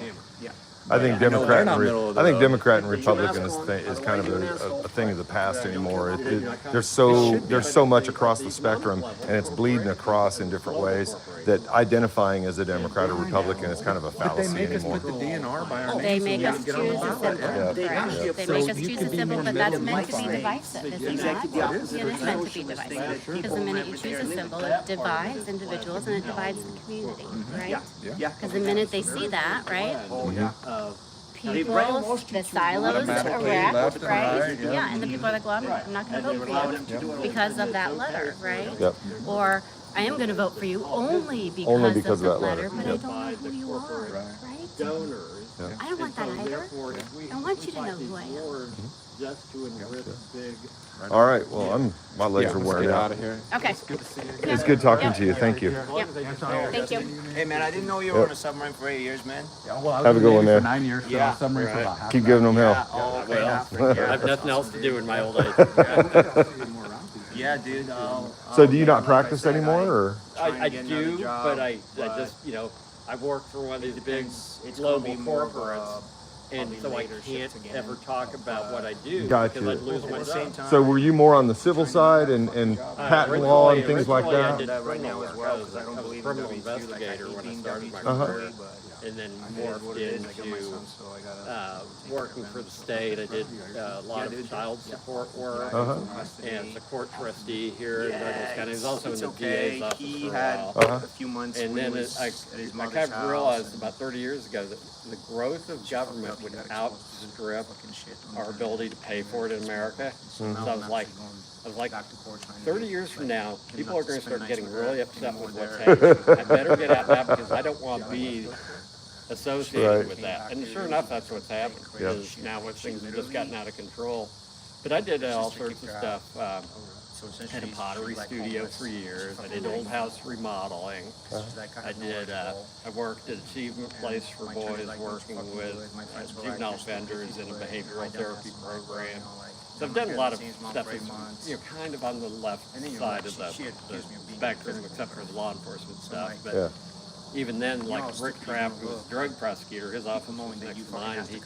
He called me a hippie, and, libertarian, But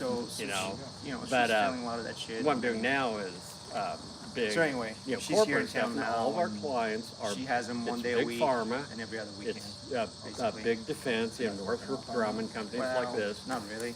Pharmaceuticals, big ag, so Bayer, bought Monsanto. So all of the evil corporations that They have They were all helping the me initially money. with my People son. ask me, When why I do was you do working in this Overland Park work? and they were picking him up from Why are you school working until I for came them? back at like 8 Because o'clock that's at where the night. money That's is. where the money is, I yeah. I'm introduced them opposed to the system. thinking that these I people know would what the talk some system sense is, into her but stupid they ass. own She ended up poisoning everything. them against me. Big Now they finance, fucking like all hate me, Pfizer, including the we 3 fucking little represent kids. them. Can you imagine? All the big That's some banks, shit, dude. you know, Yeah. that's who our Yeah. clients But now are, she's because they have losing everything. her son And they're taking more of it. got another hearing. I just had a hearing That's today. My biggest They gripe is just postponed it explaining this for to Anton is that September. in She's gonna America, show up we've got, today it's a weird blend of, at the well, she didn't. individual Okay, level, so the we had the cultural, first one community a level, month we ago kind of have what I call, in person. She you didn't show know, up. kind of like it's Then they gave me community temporarily communism, what I you know, asked for, which cultural is no nights communism, with but our with a email. twist. No, it's not based So I on got that. economic theory, it's based on status. And we had the So follow-up your hearing, which was identity. going to be for What's your permanent identity? orders Are you a today. victim, oppressor? Mm-hmm. And so, Yes. but that's an American Schedule tradition of it standing up from for Zoom. the underdog, That was pissing you know, my attorney the off. wobblies, Get you know, scheduled unions. from I Zoom, mean, that's and they- it's so something about American date for doc. us I don't to know kind of whatever the fuck it identify is, with like- things that way culturally. But at Last the minute, apparently, she highest was trying to get in levels of touch with my attorney, finance like, and oh, I don't know what government, the link for the it's Zoom corporate thing is. fascism. So, like, she tried to get him And this so morning, it's this like, right before. very weird place we're in right now. Well, so my attorney, You know. but my attorney. I gotta The get off my feet. individual, there's no I'm gonna- room for I gotta the get off my feet. individual in that. Try to Oh. contact me. So that's my big one. All right, guys, that's the end of the meeting, the end of the talk. Appreciate y'all tuning in, and we'll have some little clips out. There was a few weird little things that happened in there. But appreciate you guys watching. Have a good night.